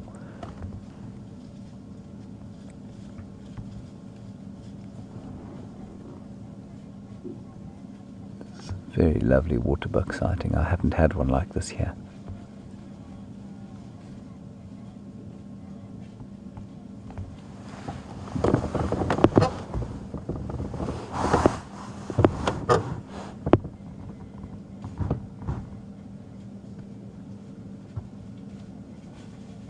So quite a few. There are 3 sort of young cows here, and 1, 2, 3, 4, 5 bulls. One of them there in the middle. I don't know which one you're on. Are you on the middle? No, one in front. The dark one. Right. He's actually got a pretty decent set of horns, and I suspect that he's probably the oldest of them. He's a good-sized waterbuck, that. Their normal social structure would be much the same as many of the antelope. With a territorial bull, you'll maintain a territory around water if you can, and then groups of females who live together with their youngsters, small groups, and then bachelor herds like you've got of young bulls like you've got here. Well, a number of these bulls are definitely approaching full age, and they'll start to fight with each other fairly soon. The antelope apparently that manages to inflict the most death during territorial fights. So more than any other antelope, they tend to kill each other.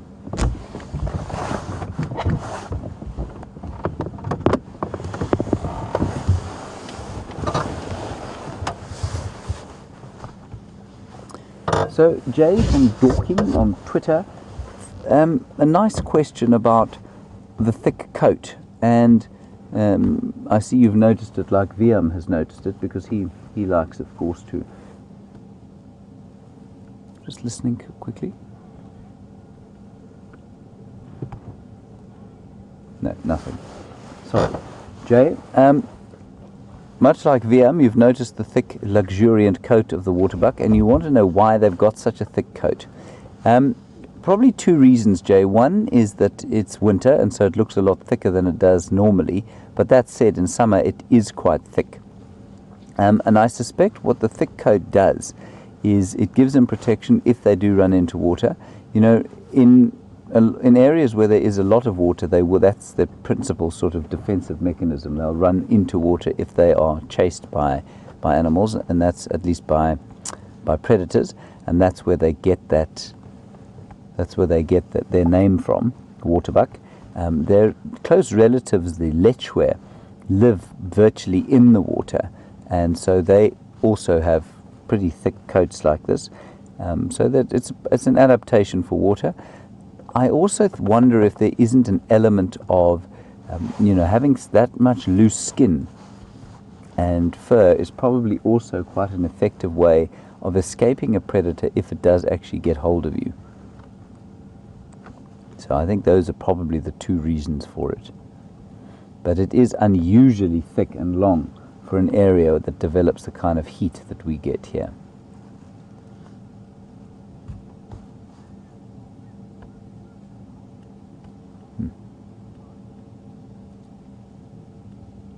I don't know if you heard that, a beautiful fish eagle call in the distance.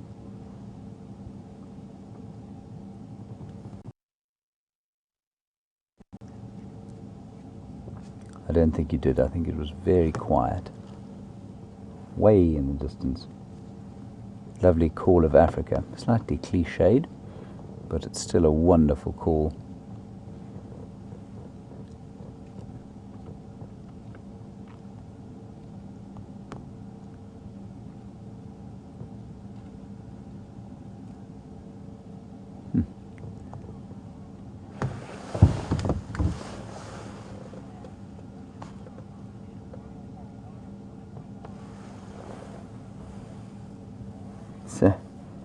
comment from Gerda, who thinks that the waterbuck perhaps have the wrong kind of tail and then they need a fluffier one.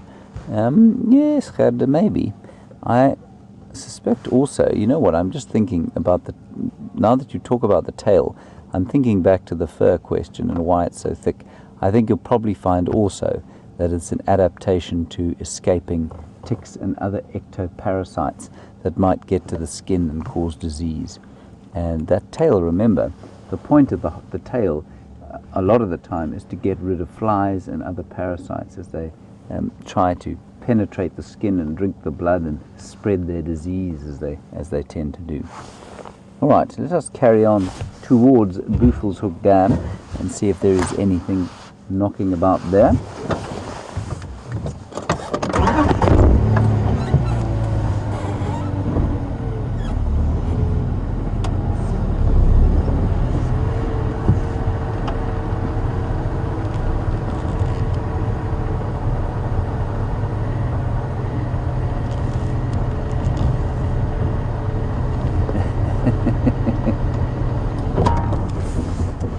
Very nice question here from Cheetah in New Jersey.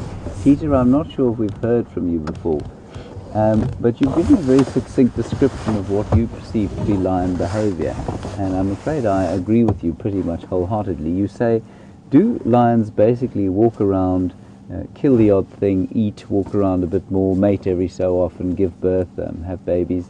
Yes, that's exactly what they do. That's pretty much what everything does out here. You know, they don't really have much in the way of other forms of entertainment.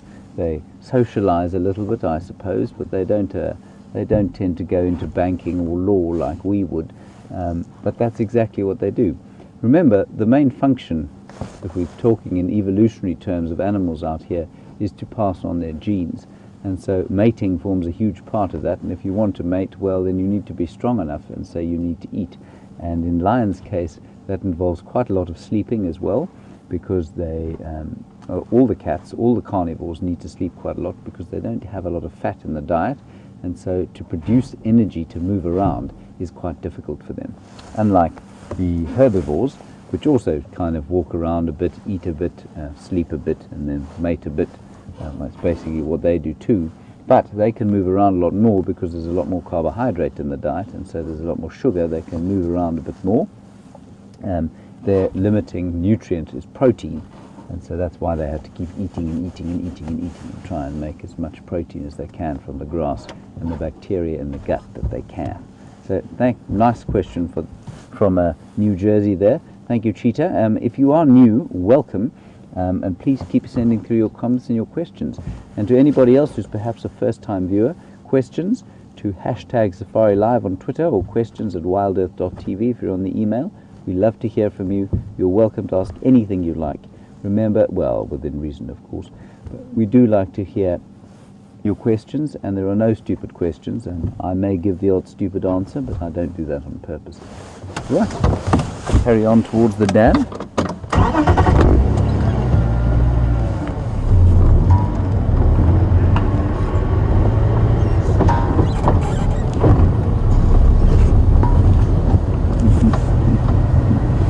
Sandy in Indiana, you've made a comment that you don't particularly like Junior's mane.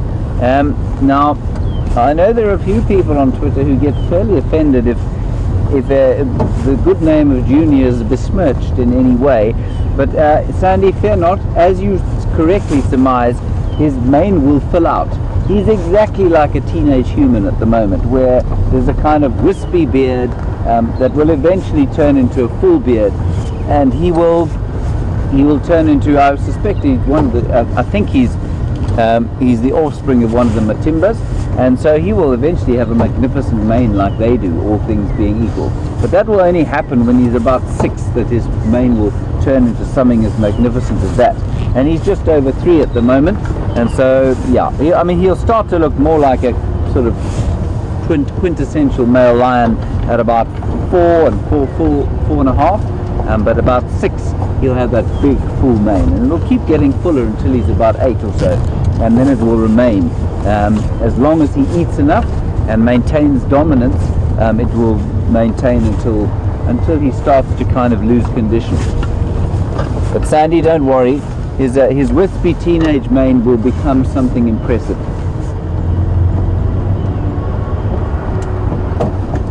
Right, we've got some, well, we don't. Jamie's got some buffalo. We're going to go across to her, and you can enjoy their kind of grumpy ways, shall we say. Viam will be very pleased that we're going to Jamie and the buffalo, because he doesn't like buffalo very much. So we'll see you just now.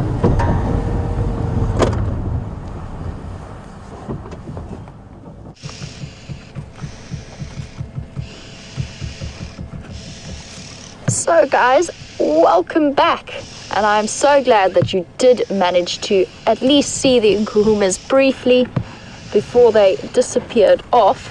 And as you can see, we have encountered 3 big buffalo boys in our explorations of Arethusa. And the birds that you can hear shrieking like that, very harsh sound. So those birds that are calling are the oxpeckers that will sit on the back of the buffalo and grab the ticks. And they actually did do me a very good service yesterday morning when I was out tracking leopard. I got a little bit overly excited about the freshness of the tracks that I was looking at, and I hopped out of the car without fully taking into account my surroundings. And fortunately, I subconsciously picked up on the oxpeckers shrieking at me and looked up to find a buffalo bull standing sort of 15 meters or so away, and he wasn't so much standing as slowly making his way towards me.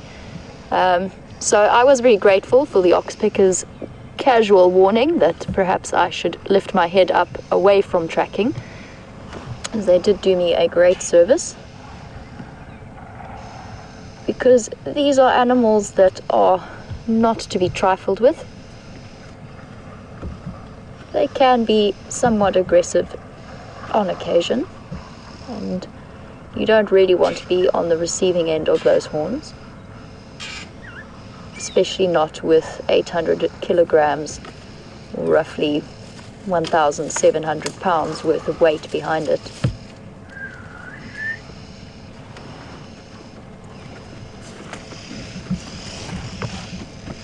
They were thinking about fighting there. Just a small clash. Okay, so these guys are moving off, and it is now my turn to explore the mysterious place of Arethusa. For those of you who are more familiar, you do know that I generally don't know my way around at any one point in time. I sort of pick a general direction and drive in it. So we are going to explore the mysterious land of the West together, and we shall see where we end up. If you do see me checking my phone, that is because I'm trying to work out, I do have a map on my phone, so I'm trying to work out roughly where I am. I know where I am right now. I'm at Red Dam, so at least we've got the start good, and I know roughly in which direction Shadow and Sindile moved off in last night. So we're going to try and make our way there, possibly with some U-turns along the way, you never know. But let us go and explore together. It is the land of mysterious roads and quite solid bolsters, and the bolsters that I'm talking about are the bumps in the road. So let us see what we can find. Just make sure I'm not about to reverse into a buffalo, which I'm not.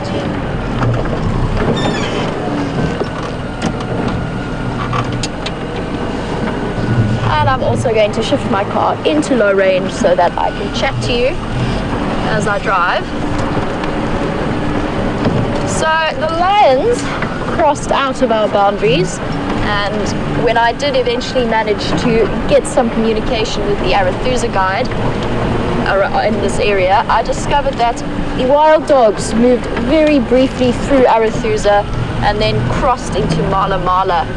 So they were around, and it does seem to me that they are coming in fairly regularly. This is now maybe the 3rd or 4th time I've heard a report of them coming through Arethusa, which is good news for us because it means that there is a good chance we might get to see them one morning. Unfortunately, they have crossed out, so I don't think today will be our day. I'm just going through a dip, so I might lose you guys briefly.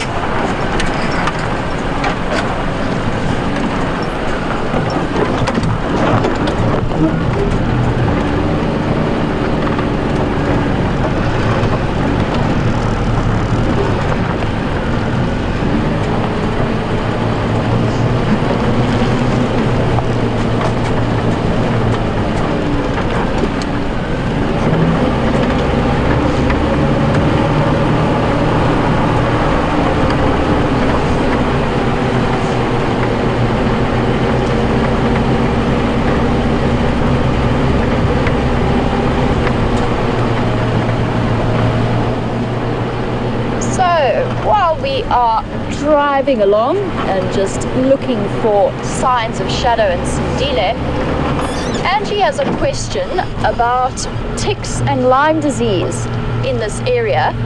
Hi Angie, welcome. It is as always great to have you on the back of the vehicle with us for this sunrise safari. And Angie just wanted to know, are there any reported cases of Lyme disease in this area? And no, we don't get Lyme disease, although we do have a very high tick population. The ticks in Africa, or at least in this area of Africa, do not carry it at all.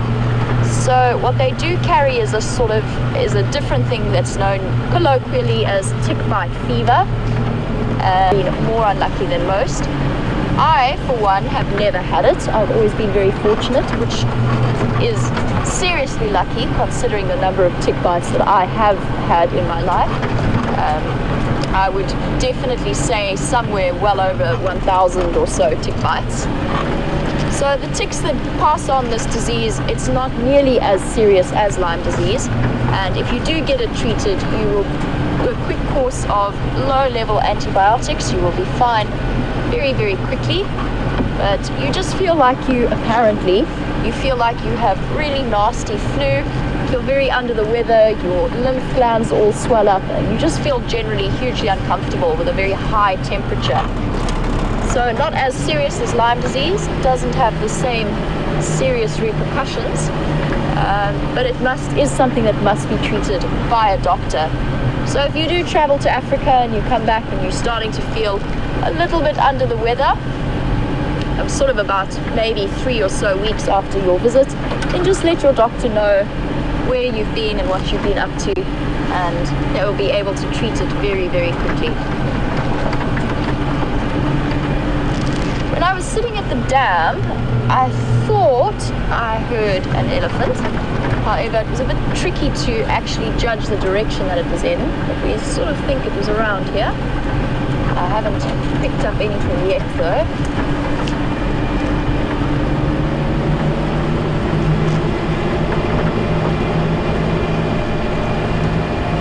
So now, here's where it gets important, because I would actually like to be on the road where I might find Shadow and Sindile's tracks.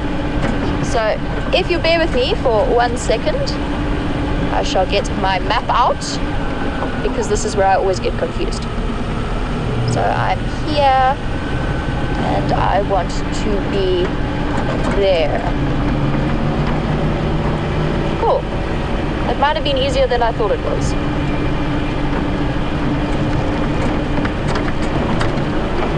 That was definitely easier than I thought it was. Okay.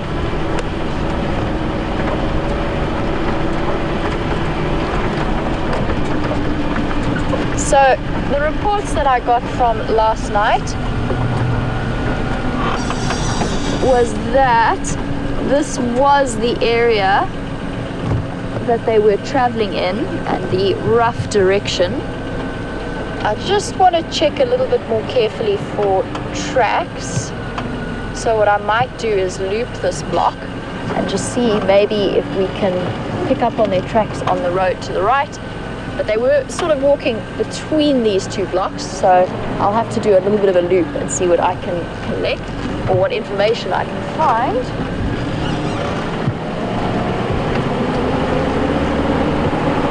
So apologies for the indecision, but I did warn you I didn't exactly know where I was going.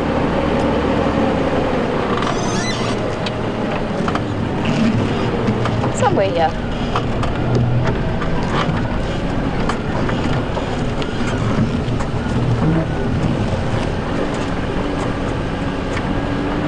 So now we look.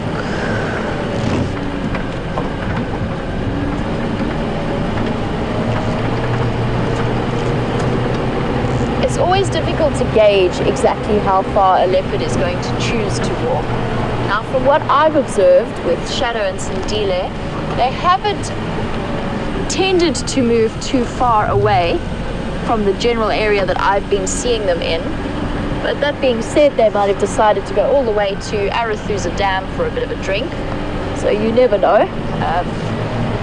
They can go wherever they want to.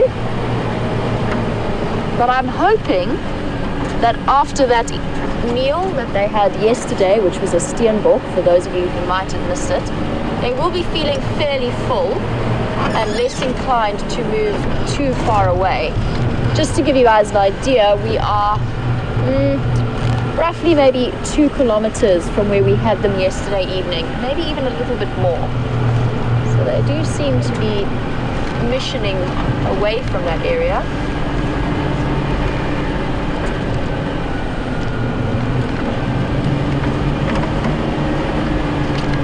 The slight problem with the to pick up on any tracks in the road.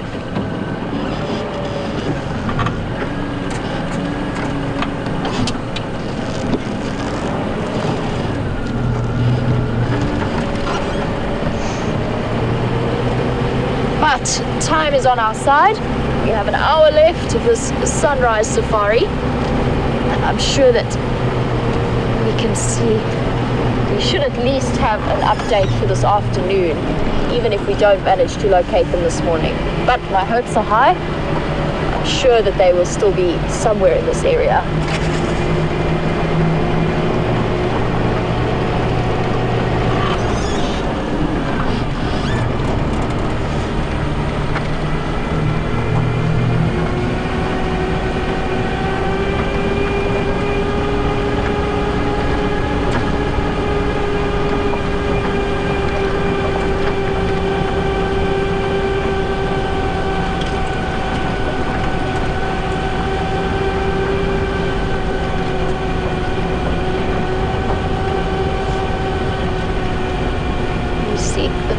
We see them there.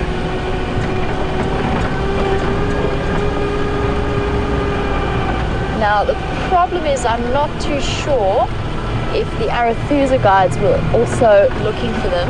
I did try to get a message through, and I know that Scott also sent through a message about Shadow's movements. However, I haven't heard any of them on the radio suggesting that they might follow up on those tracks.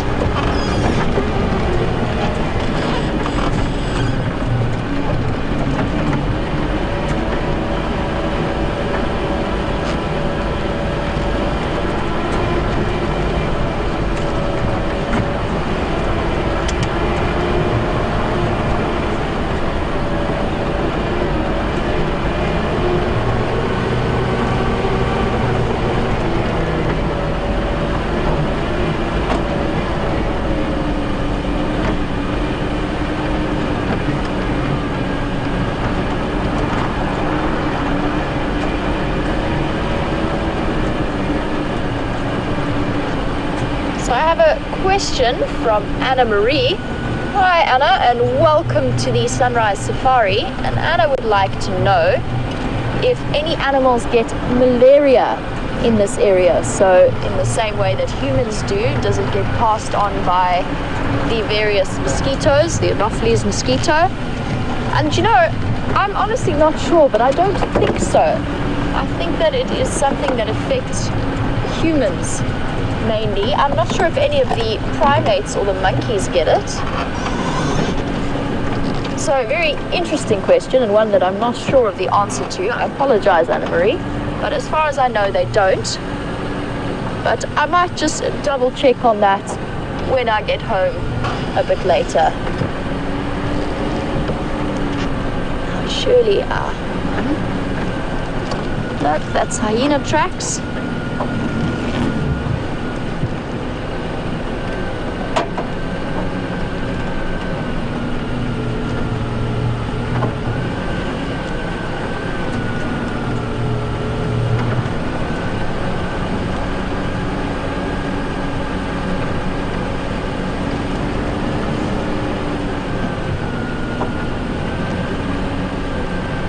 we're just passing by a fairly substantial termite mound, so I'll just move a little bit closer.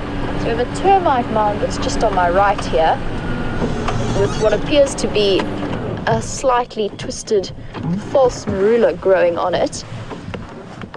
And we have a question about the various animals that den in these termite mounds. So what will happen is an aardvark will come along and break into the termite mound and break it open and start to look around for the various termites and eat them.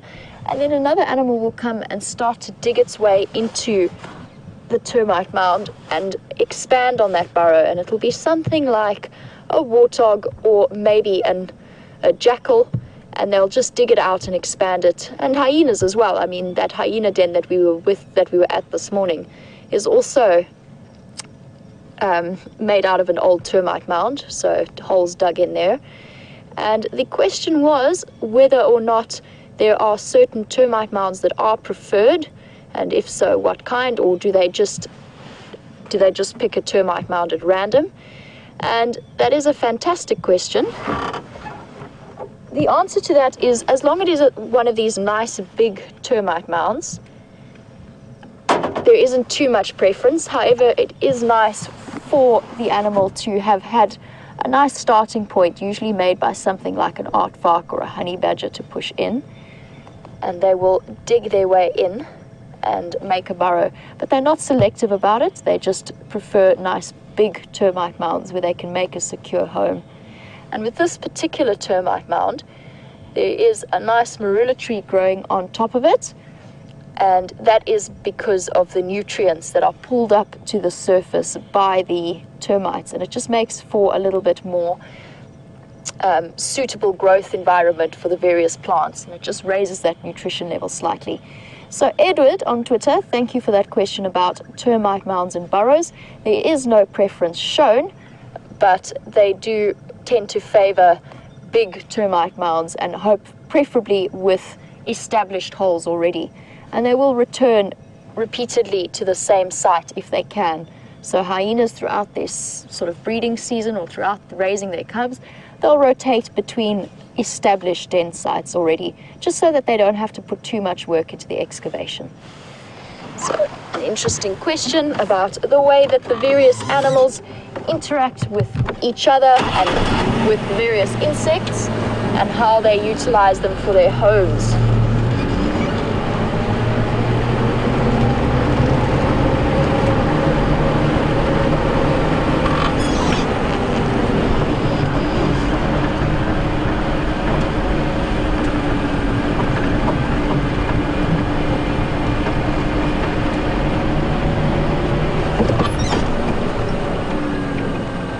Hold on a second, I think I see what I've been looking for.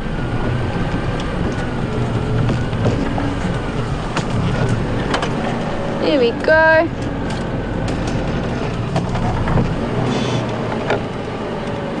Nice, fresh leopard tracks off to my right. I'll just shift a little bit so you guys can see.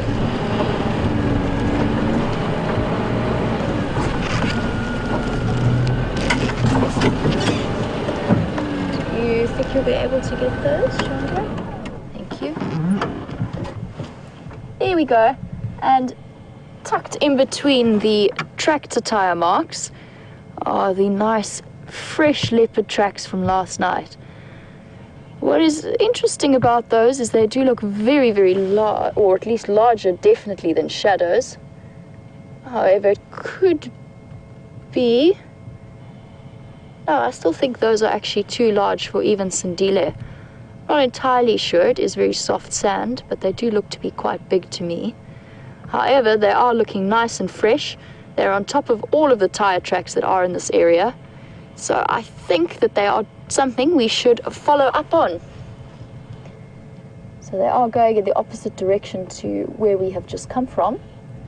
So I will do a quick U-turn and let us see where these tracks lead. I am hopeful because they are nice and fresh, clearly from last night or early this morning. So let's see what we can find. If those are the tracks of Sandile, I'm very impressed at the size of his foot. It's quite large.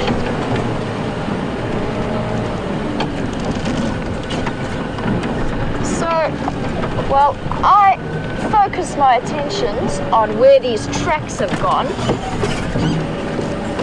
I'm going to send you guys back to James for a bit of an update, and I will follow on these tracks, see what I can find, and get back to you guys just a little bit later. Okay, it's a good shot. It was a good shot. You still got him? Hello everybody. Yeah, there he is. He's just there. You got him, Viam? Yeah, Bo? No, not That anymore. little bird is the southern boo-boo. Lovely little bird, and it makes my favourite call, my second favourite call. My favourite out here is the robin, but that's the sort of call of Christmas to me. And they normally call in pairs. There he is, hopping along there. And I did it the other day while we were in the lion sighting. I heard him calling. I'm just going to go a little bit further forward. They go, and then the other one goes, and the one goes, and then the other one goes.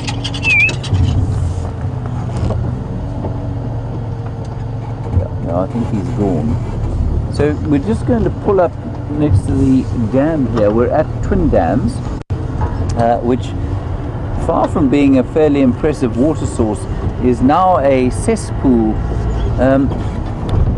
When we were at school, we had to learn Afrikaans, and one of the books that we read was called Raka die Aapmens, which means Raka the Ape Man, and it was a sort of epic poem.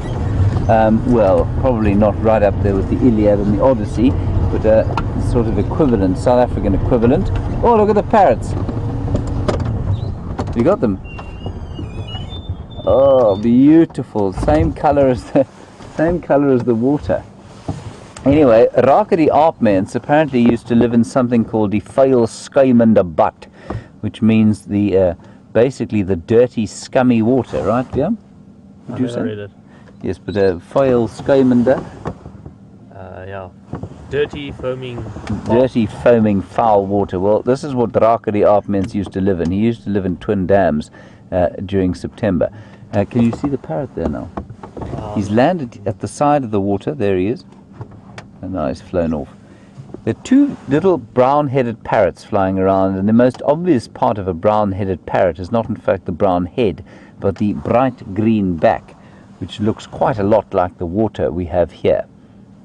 So, I mean, initially for a while we had the storks living here. We had a couple of buffalo here. We had quite a few different kinds of fish, and I'm pretty sure hammerkop apparently.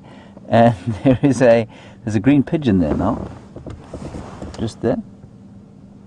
And the green pigeon is also quite a green bird, the most obvious feature being its green feathers.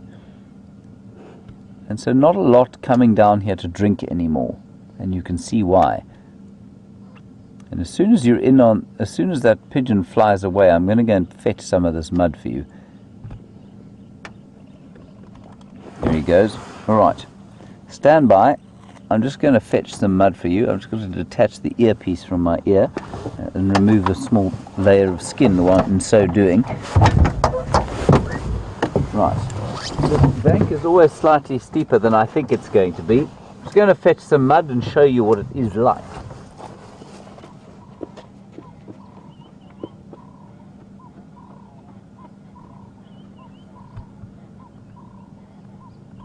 If ever there was evidence or an example of the mud, glorious mud, this is it.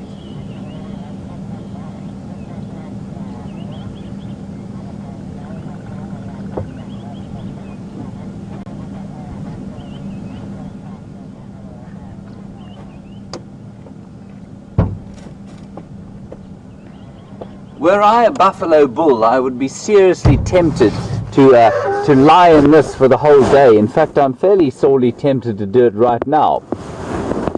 But given the chilliness and the fact that Zodwa, who very kindly looks after our clothes back at camp, would probably end my life, I think I'll just content myself with showing it to you.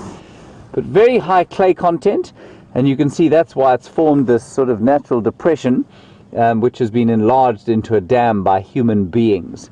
Amazing mud. The feeling is just it's rather fun. Do you want some, Viam? No, don't bring that near my camera. And the smell is delicious. I tell you what, there are people around the world paying a lot of money to have this smeared all over their bodies and spas and that sort of thing. I'm not sure how good it is for healing, but the feeling of it in the fingers is just, oh, it's wonderful. Anyway, there we go. Thank you, Viam. I might have to actually go and wash it in the water. I've now got it all, I've got all over my shorts as well. We might have to do a short link across to Jamie. She's going to be unprepared for it, but I'm going to have to go and clean this off in the water. Okay, right. So she's off the vehicle, you say? Yeah. Oh, you mean you have to stay with me? Right. Okay. So, okay. We'll Can I have a cloth? There's some water. Here we go. That'll do. Thank you very much. We'll just clean it off. I can't even open it. But the smell and the feeling of this mud is profoundly magnificent. And I think I should have probably been a little bit wiser about the temptation to squeeze it through my fingers as we did it. I'm sure there are all sorts of healthy little organisms and probably fairly unhealthy ones in it as well, but nothing too serious. And you can see why the buffalo would like to wallow in it. Now, one of the major properties of this mud, of course, is that it hardens in the sun, and it's very advantageous to animals because when they wallow in it, it hardens on the skin, and it hardens around the ticks and parasites, and in so doing, thank you, Viam. May I have your loop paper now? In so doing, what it does is that it pulls the tick off the skin, pulls it out, its jaws out of the skin and away from the bloodstream, and then they rub the mud up against a tree, and the ticks come off. And it's a very effective way of keeping them off. And things like elephants, which don't employ oxpeckers, like buffalo and rhino do, tend to do that quite a lot. But so do the buffalo and so do the rhino. Dr. Debbie wants to know, are you sure that's blood? Mud. Mud. Dr. Debbie, I'm pretty sure this is mud, yes. I'm not sure what else it could be. Nice question there. It certainly feels like mud, it smells like mud. I'm not going to taste it, but I suspect it tastes like mud too. But there's probably all sorts of other stuff in it too. There's definitely an element of buffalo dung, an element of probably rhino and elephant dung too, and definitely some catfish poop, I'm sure, as well. Right. Sorry about that, everybody. I just became overwhelmed with temptation to be in the mud.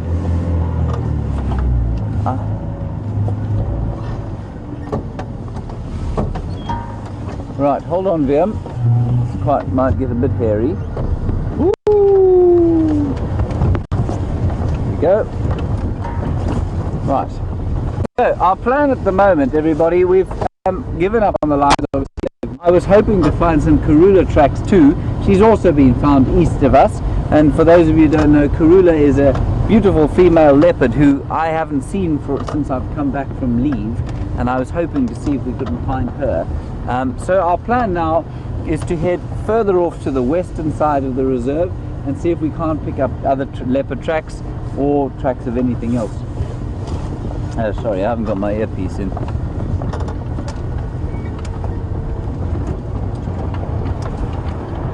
Wondered why I wasn't hearing the sultry tones of Nicky Austin in my ear anymore.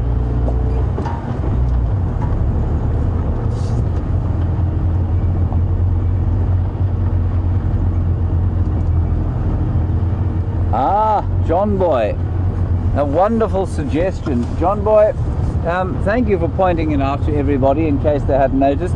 I have well, the top of my hair is not quite as lustrous as it used to be.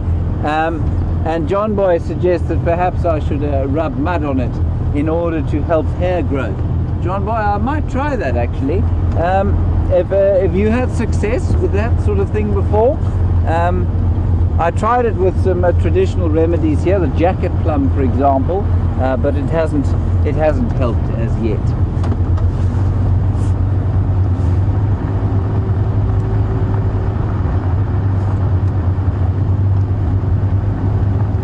Apparently young Jamie is on some leopard tracks on foot, and so you're going to be stuck with me for the next little while. She of course found that leopard on foot yesterday, which is, it's such a wonderful feeling when that happens. And it was well deserved after the amount of effort she put into trying to find it.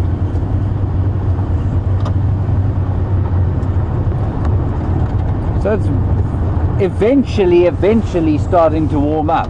I mean, it's pretty chilly all morning, and it's normally by now we're in our shirt sleeves, and so there's definitely a sort of a front moving through the area, but soon the fronts will dissipate, I hope.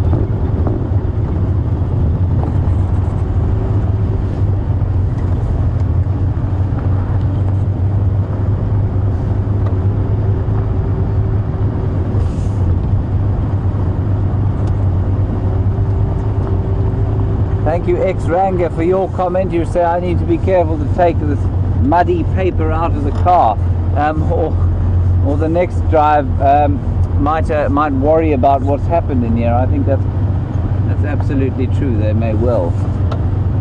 Right, we have some impala up ahead. I haven't stopped for impala for a long time, so we're going to stop here and have a look at these lovely rams.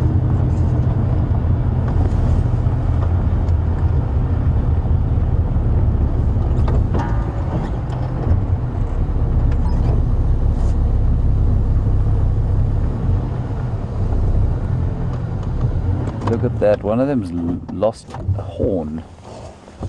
So we've got a question from Jennifer. Jennifer, you ask a very valid point. As we stand here, we're on a boundary, of course, and this boundary is a very strict boundary that we are not allowed to cross, but that the animals are allowed to cross. Just quickly look at that impala with the one horn, probably lost fighting during the rutting season. He's definitely lost some condition. You can see his hip sticking out much more than the other ones. I mean, I can't imagine the loss of the horn would have had an effect on that, but he's obviously, you know what it probably is that he spent the rutting season fighting so much that he's managed to lose condition, and that is not uncommon. Anyway, Jennifer, back to your question. Your question is basically, why is it that we are not allowed to, that the animals can cross the boundaries, well, which is obvious, but you want to know why it is that in such a vast area with so many landowners, the landowners are so protective over their boundaries. Well, Jennifer, the answer is basically that that's just how Western property laws work, and people are incredibly protective over their little patches of land, and they don't want others who perhaps don't know them very well, who perhaps don't have arrangements wandering up and down onto their reserves. The other, I mean, it is necessary for that to happen, because if, for example, we all crossed onto each other's reserves, you'd have sort of 35 vehicles on one tiny piece of land if the animals happened to be there that one time. And so it really does have a very positive effect on the spread of vehicles and the spread of where we look. And it's important because you don't want to overpressure animals, and you don't want to overpressure land. I mean, some of the landowners have got different arrangements with each other. Some of them know each other, some of them don't. And that's basically how it works. I don't think it's a bad thing, to be honest. I think if we all used all the land all the time, there'd be a lot more pressure on it, and that wouldn't be great for the animals or for the land itself. Right, so our particularly unconfiding impala have disappeared off into the bush, and we'll carry on slowly. Ooh, it is starting to get nice and warm. Put on my sun hat, redo the back. Might have to coat the inside of my sun hat with mud, as per John Boy, and see if that works.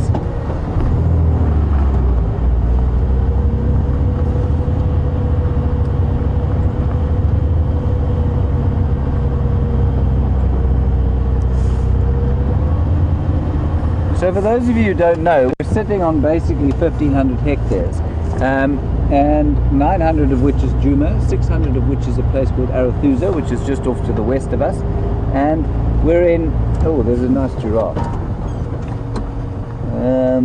I think I'm going to go forward. We might have to go back. How's that? Yeah, I think back will better. Back. Okay, we'll just go back a bit. See how he's chewing? I wonder if he hasn't got some nose just on the leaves. Say when?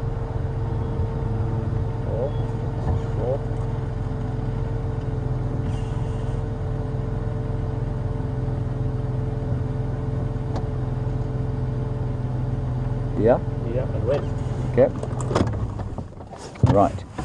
So as Viam establishes a shot on that giraffe, I'll just quickly tell you, so just related to Jennifer's question about the boundaries, we are on Nkuhuma, and we've got about 1,500 hectares of traversing, and Nkuhuma is part of something called the Sabi Sands, which is 60,000 hectares, and that 60,000 hectares is broken up into these private farms, and some of the iconic brands of ecotourism occur here, such as Londolozi and Mala Mala and Singita and Lion Sands.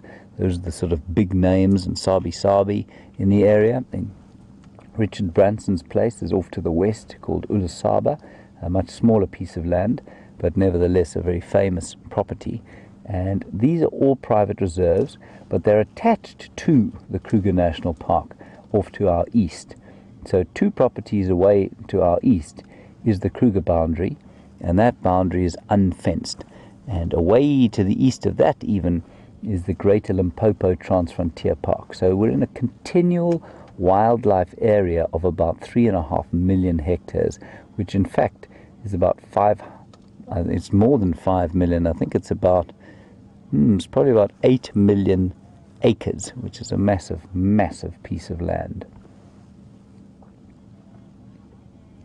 All continuous, but then on the private reserves on the western boundary where we are, we do have these private owners, and they have their little patches, and some of them have been in the families that own them now for 3 or 4 generations. So that's a giraffe bull as far as I can tell, and he's chewing his cud with a great enthusiasm. And what you should try and do now, and that's a cow, sorry. It's quite an old cow. You can see the ectoparasites on her neck. That's perfectly normal. But it's quite a nice way of aging them, because their skin condition tends to deteriorate as they get older because of those parasites. Right, now watch her swallow and watch her neck. Yep. Did you see that? Yeah. So you saw the bolus coming up from her rumen into her mouth so she can re-chew her breakfast. It's nice to have 2 breakfasts in a day, wouldn't you say, Viam? Yeah. Yeah. I mean, I wouldn't necessarily like to have the same breakfast twice, but as the giraffe is having to do, but they do have 2 breakfasts. She's chewing with a great vigor. I haven't seen that necessarily before.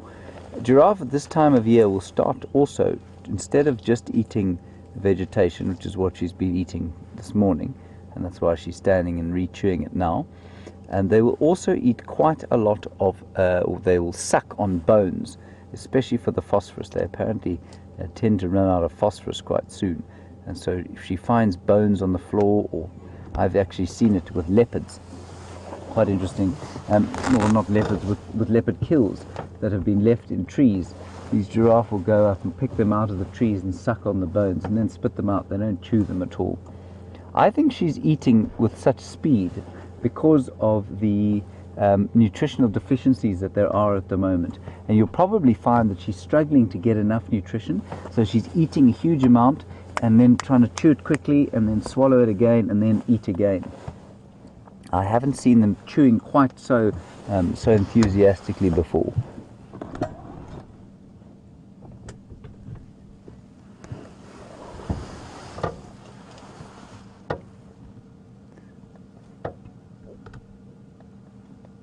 Hello Ryan in San Diego. 2 questions. One about whether or not giraffe are ruminants. Giraffe, in fact, Ryan, are the only ruminants, as far as in Africa certainly, that weigh more than a ton.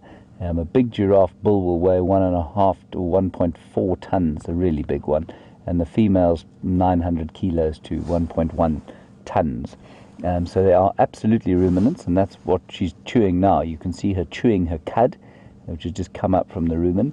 And then you want to know how many vertebrae they have. Well, same as you and I, Ryan. They have 7 neck cervical vertebrae, just exactly the same as every other mammal.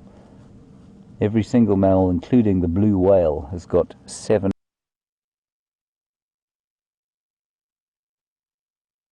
Obviously, than your cervical vertebra, Ryan, or mine, especially mine. So they're not particularly flexible in the neck there.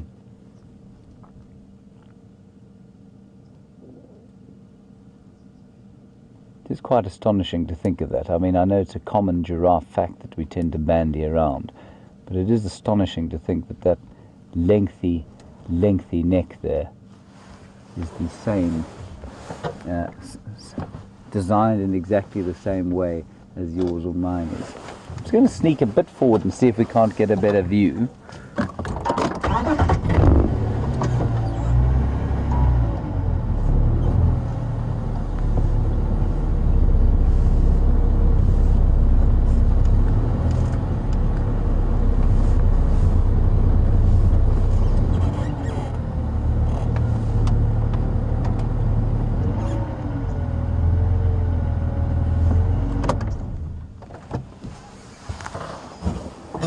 Jane in Colorado, I don't really know that I can answer your question. You want to know, you've said that you've heard bulls, male giraffes, are sometimes called stink bulls. I've certainly never heard that, Jane, but do they have a strong scent, you say?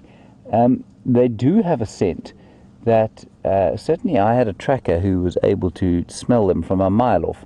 I never quite picked up what he was talking about.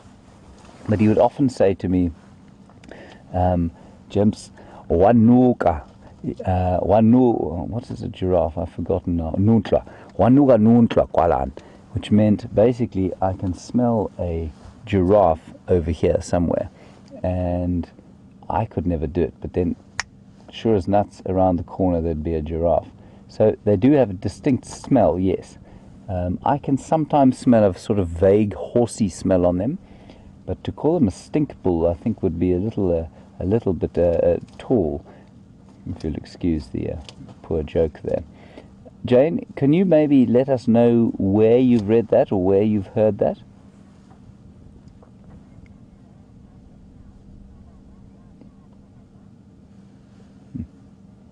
She really is having a huge chew, and you can see in her cheek pouches there's quite a lot of bolus waiting to be chewed. I suspect you'll also find that she's chewing so fast because her teeth, she's quite old, her teeth are probably starting to wear down a bit.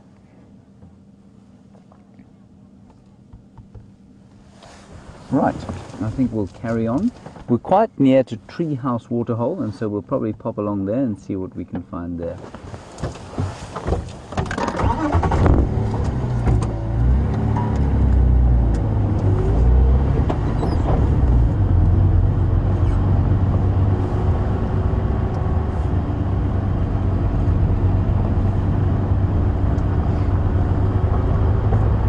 Hello X-Ranga. We're just going back to the questions about land management and different owners and that sort of thing, and you want to know, is there a difference between the land management on the reserves? X-Ranga, there is, within certain limits. So for example, you can't hunt in the Greater Kruger Park. I think the Timbavati still does 1 or 2 hunts a year, but that's kind of on the very far western boundary. You can't there's certain limits to things that you can do. You can't come and just introduce species from various other areas. You have to get consensus from the other landowners, and so there is there's a strong association of landowners that have sort of conservation interests in mind. That said, some areas, for example, do quite a lot of bush clearing, where quarantine, for example, has been bush cleared before. Some areas don't. Some areas pump water and some don't. And there is, so that's kind of left up to the different land managers and the different ecological regimes that the different landowners and land managers try to implement. Normally, in order to maximize the amount of animals that they have on their reserves, especially for ecotourism. That's basically why they do it. So yeah, there are some differences. There are some guidelines from the Kruger, and there are some guidelines regarding off-road driving and that sort of thing. And basically the association of the Sabi Sands will have very similar goals in mind, although they don't necessarily always achieve them in the same way. Some of it's a little bit controversial, but by and large there's consensus, and by and large I think everybody's got the best interests of the land and the wildlife at heart.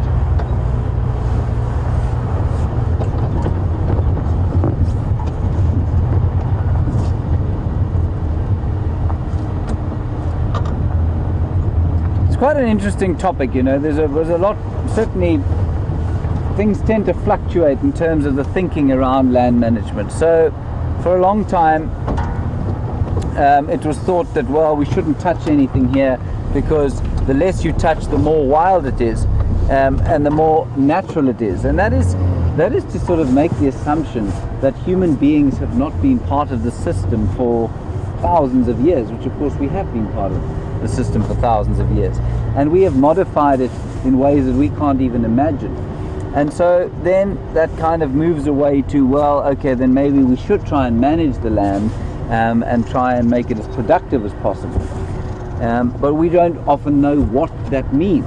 So for a long time that meant putting as much water on the land as possible, because we thought, well, it's a semi-arid area, so that's definitely what's limiting the number of animals. And then suddenly we found that we'd changed the suite of mammals that were around. So we got lots of impala and zebra, and we lost all the sable, and we stopped the migrations. So it's very difficult to know what the correct approach is.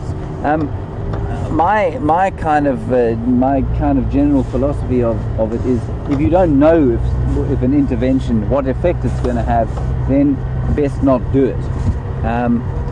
But that's often not necessarily the best approach to do it, especially as this bush changes so slowly that real changes and the natural cyclical changes that do occur. Remember, there's no climax or equilibrium here. It's a very dynamic equilibrium. But the sort of cycles of equilibrium happen they're much longer than the human lifespan. So we don't really know, to be honest, what the long-term effects of us being here is, what the long-term effects of us being absent would be. So there's definitely no fixed way that we should be managing this land. There's a little steenbok there, Dom. Can you see him? I will observe him with my powerful binoculars.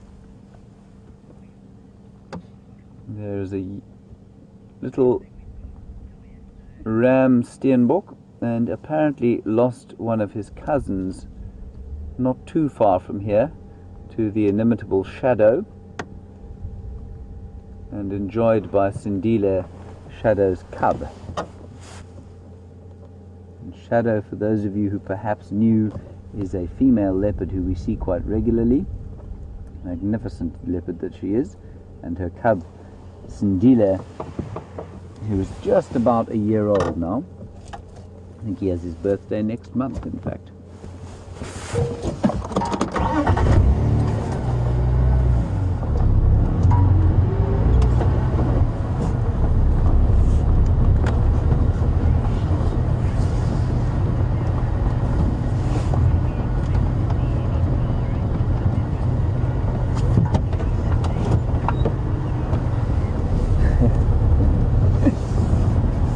Blair from Canada, British Columbia, Canada. You want to know about a leopard orchid pod that I planted the other day. For those of you who don't know, a leopard orchid is a kind of epiphytic plant, so a plant that lives on another plant but doesn't affect, it's not a parasite, doesn't suck anything from it. And the leopard orchid is, I picked a pod, or not a, yeah, a pod from an existing one, and I planted it in the hole of another tree quite near Nkuhuma. And you'd like to know, Blair, when it's going to flower. Blair, I don't know, I'm afraid, but I think probably not this year. They normally flower sort of early December time with the rain. Beautiful yellow flowers with brown spots on them, and that's why they're called leopard orchids. And I don't think that one's going to flower this year. I'll go back and check it periodically to see if it's growing or if it's started to establish itself. I've never done it before, and I'm not too aware of anybody else who has, but I'm sure there must be one or two guidelines that I need to go and check on. But I wouldn't say for the next 2 or 3 years, I'm afraid, Blair. So keep watching.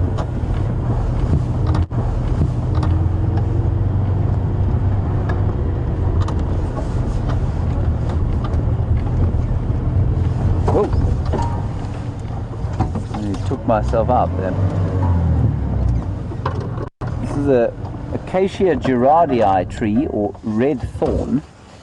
Let's have a little taste here, Liam. Strapped my weapon of mass destruction. And we've tasted many of the acacia trees over the last few days, or over the last few weeks, because the elephants like to bite off this cambium layer here, and it's pretty nutritious. So I'm going to try and find a wet piece of the red thorn. I don't think we've had red thorn yet, and we'll see what it tastes like. Liam, are you excited? Yes. You will be eating it. Hopping up and down. Hopping up and down with excitement is our friend Liam. It's very difficult to keep him calm, you know. He's a very excitable fellow. Here we go. This is going to work better. No, I'm not very good with this knife. You just need a slightly wet piece. Here we go.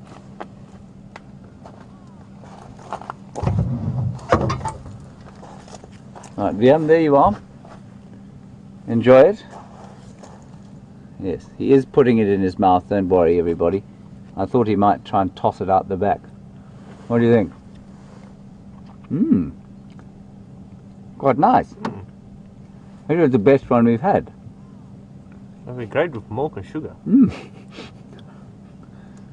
It's got quite a sweet taste to it. The knobthorn tends, you can taste the nutrition in a knobthorn, but it doesn't have the same sweetness to it.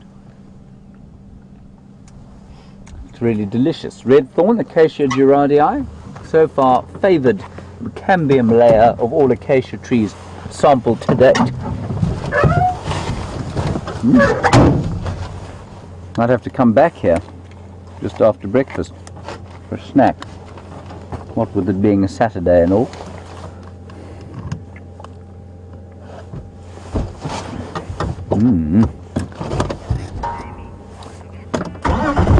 Alright, we're going to head across to Jamie. She's got something lurking in a tree, looking for rotten meat, and I'll see you just a little bit later. Yum.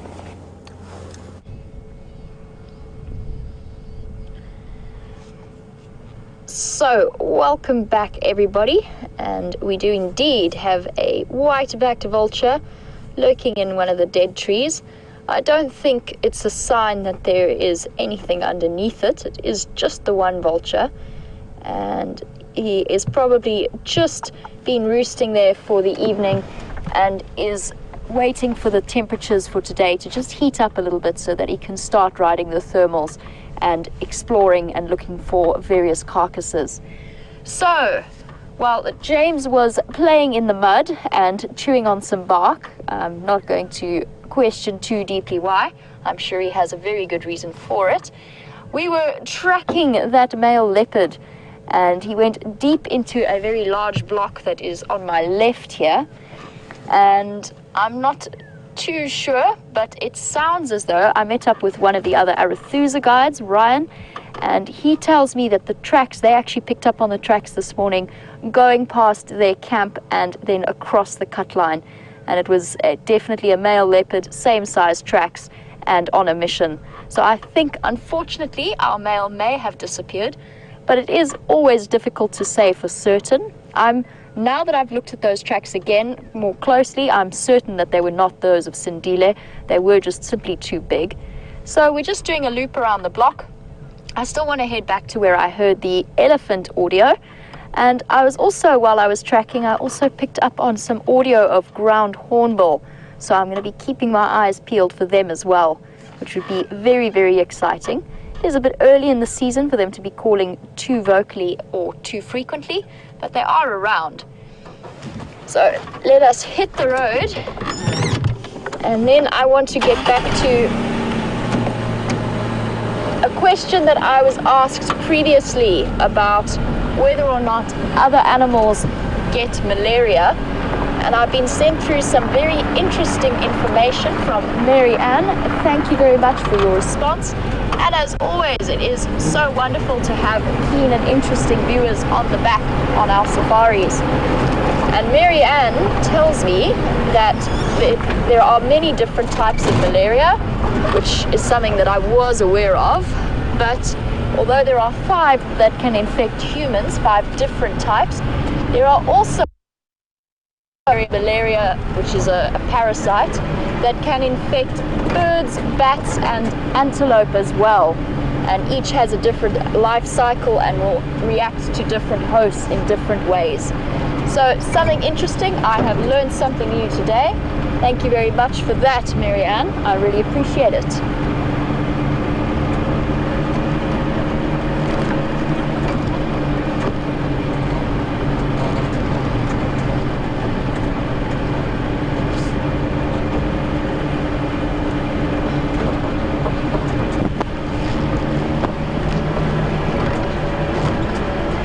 And this is an entirely new road for me. I have never traveled on it before.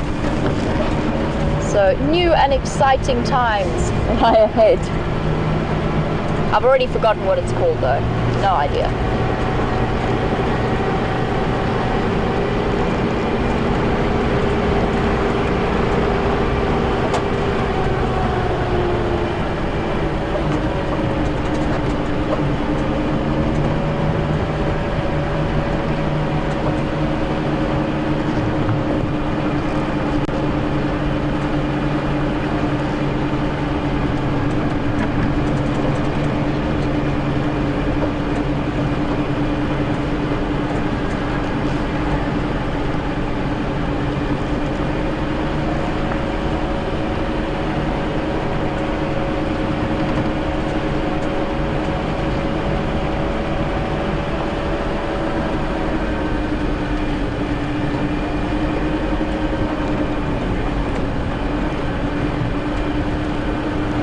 Now that I'm on the tracks of this male leopard, I've had a very interesting update from Siberia, who is one of our fantastic zoomies.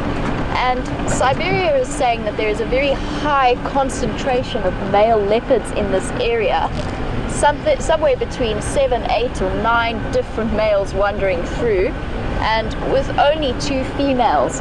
And was just wondering a little bit about how this is going to affect the dynamics.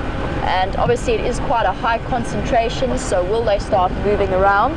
And what's going to happen there? And as I said, I am new to this area. I know that Karula had 2 sons who've moved off, and I know that Mvula and Tingana are 2 of the biggest males that are around here. And there's also the Anderson male, Quarantine, Nkuhuma, all hanging out in the same general area.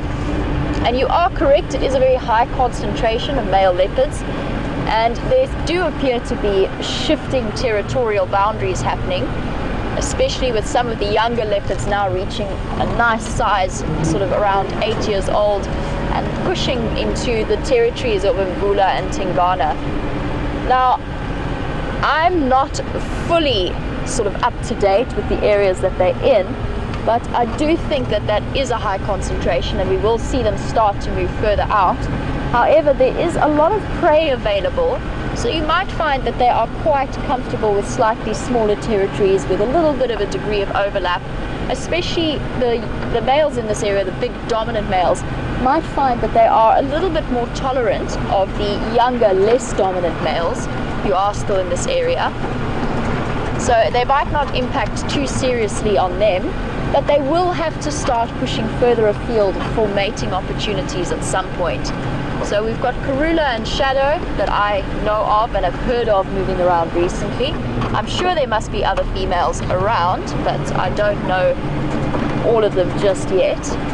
But we will definitely, Siberia, we will definitely have some interesting leopard dynamics.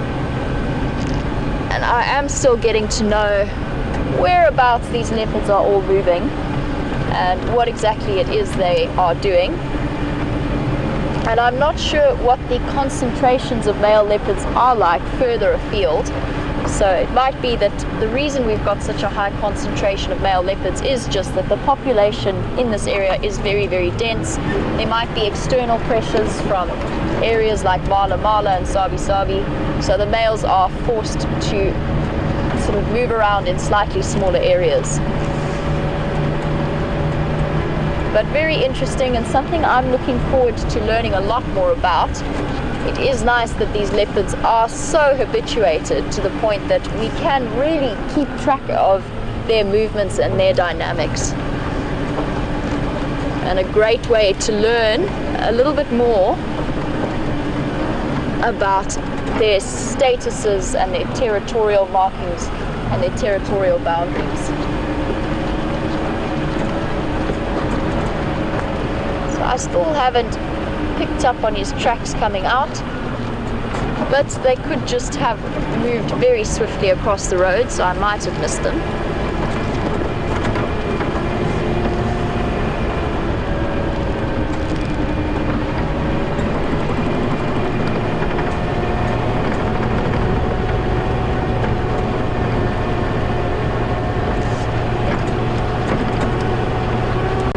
Been really strange today. I've sort of been hot, cold, on and off. Can't quite decide whether it wants to be sunny or cloudy, and therefore I can't decide if I'm warm or a little bit chilly.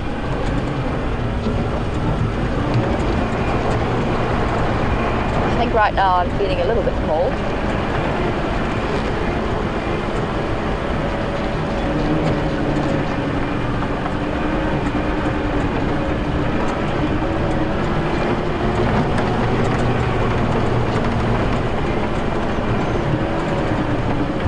This is my first trip into Arathusa where I know exactly where I am and don't feel in any way lost. So we are getting there. I did promise when I first started that I would know Djuma in a week, which I do, so I've kept that promise. I'm not making any promises about Arathusa though. There is something magically confusing about it.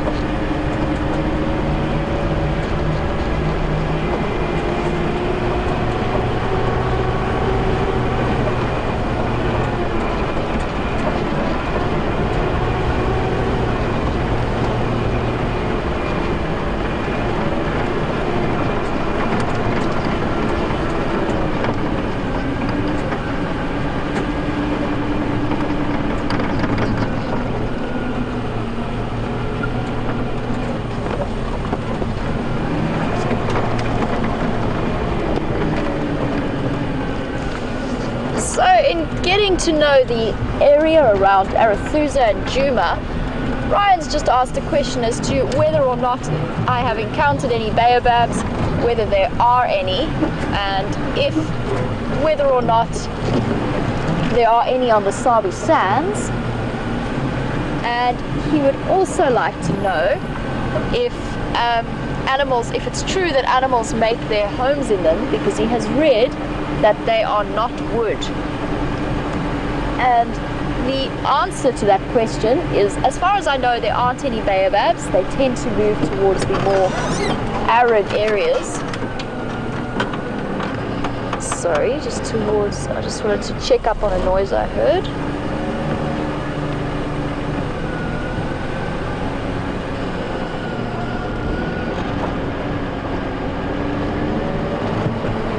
Sorry, to get back to that question,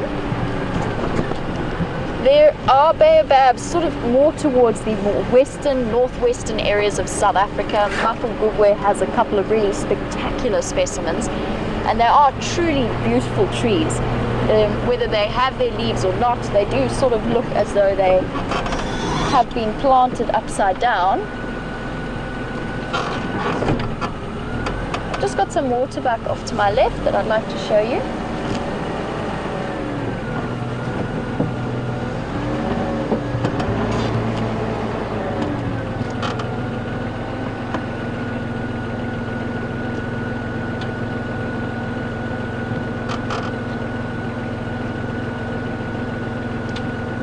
Some waterbuck. We are very close to the dam. I'm just going to move forward slightly, Jean, if that's okay. Would that help?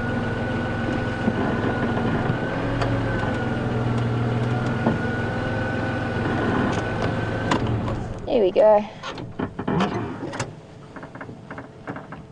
Just two female waterbuck here snacking away. But I just want to finish off talking about the baobab question. So it is true that they are not true woody trees. They are, in fact, as far as I know, succulent plants. And the older specimens will start to hollow out, especially, and they can live for a couple of thousand years at a time. So they really are beautifully enormous, big, hollow trees. And there are lots and lots of different animals that will move into them. So I've encountered in my time exploring various baobabs around the country. I've encountered owls nesting in them, 2 barn owls.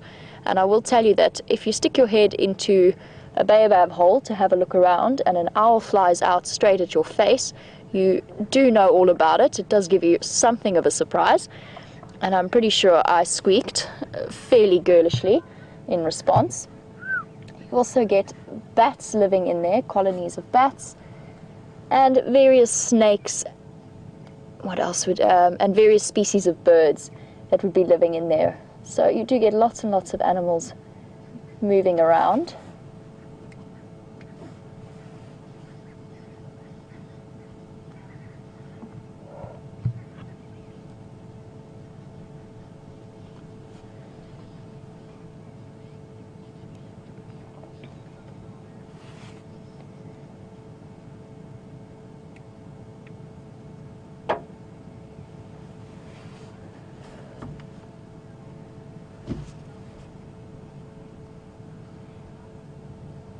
So guys, it has been an interesting morning for me. We started out really nicely with that wonderful hyena interaction between the cubs. We had a nice peaceful family scene with the 2 cubs suckling and the third then greeting his mother and then having a chance to feed as well.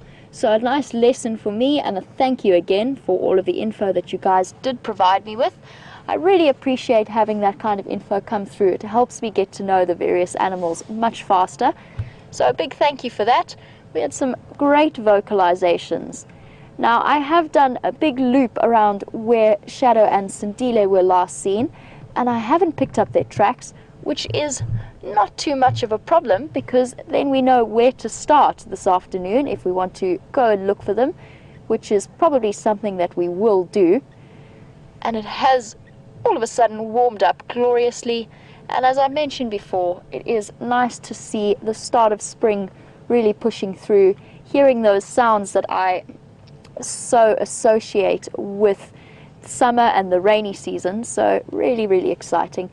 And also very interesting questions coming through about the various leopard dynamics on this reserve, and I'm learning all the time, and I'm very curious to see how it does pan out, which is what's so exciting for us, because we get to experience it all and you guys get to jump along with us. So thank you guys for joining us on this sunrise safari, and thank you to Jean-Dre for all of his fantastic camera work, and to Nikki and Kirsty and FC.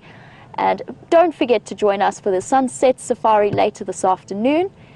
And I will send you back to James so he can finish off this wonderful morning's drive.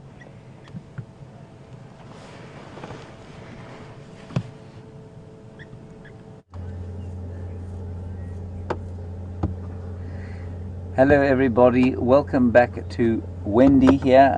The reason you're starting on that aerial is that we are looking basically towards the Vuyatela mast, from which the unfathomable complexities that are involved in sending a high definition signal from the bush straight live around the world from this incredible wilderness area. It's all happening through that aerial there. Beneath that aerial, of course, sits Nikki and Kirsty. They are operating the sort of technical side of things, and in the background with the dark arts that are the radios and satellite signals, we have Eugene and Alex. They do things that people from very sophisticated institutes have failed to do, and so there may be some form of magic involved. I'm not really sure. Anyway, the morning has drawn to us, but just very entertaining. We saw a lot of general game, which was really nice, and beautiful lion sighting, of course. A big thank you to Viam on camera. A big thank you to Jamie and Jean-Dre on the other vehicle, and a big thank you, of course, to the technical staff.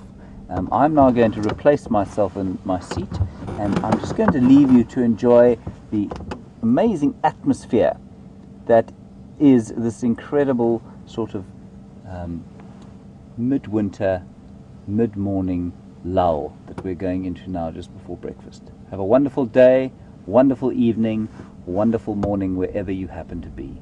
Thank you very much.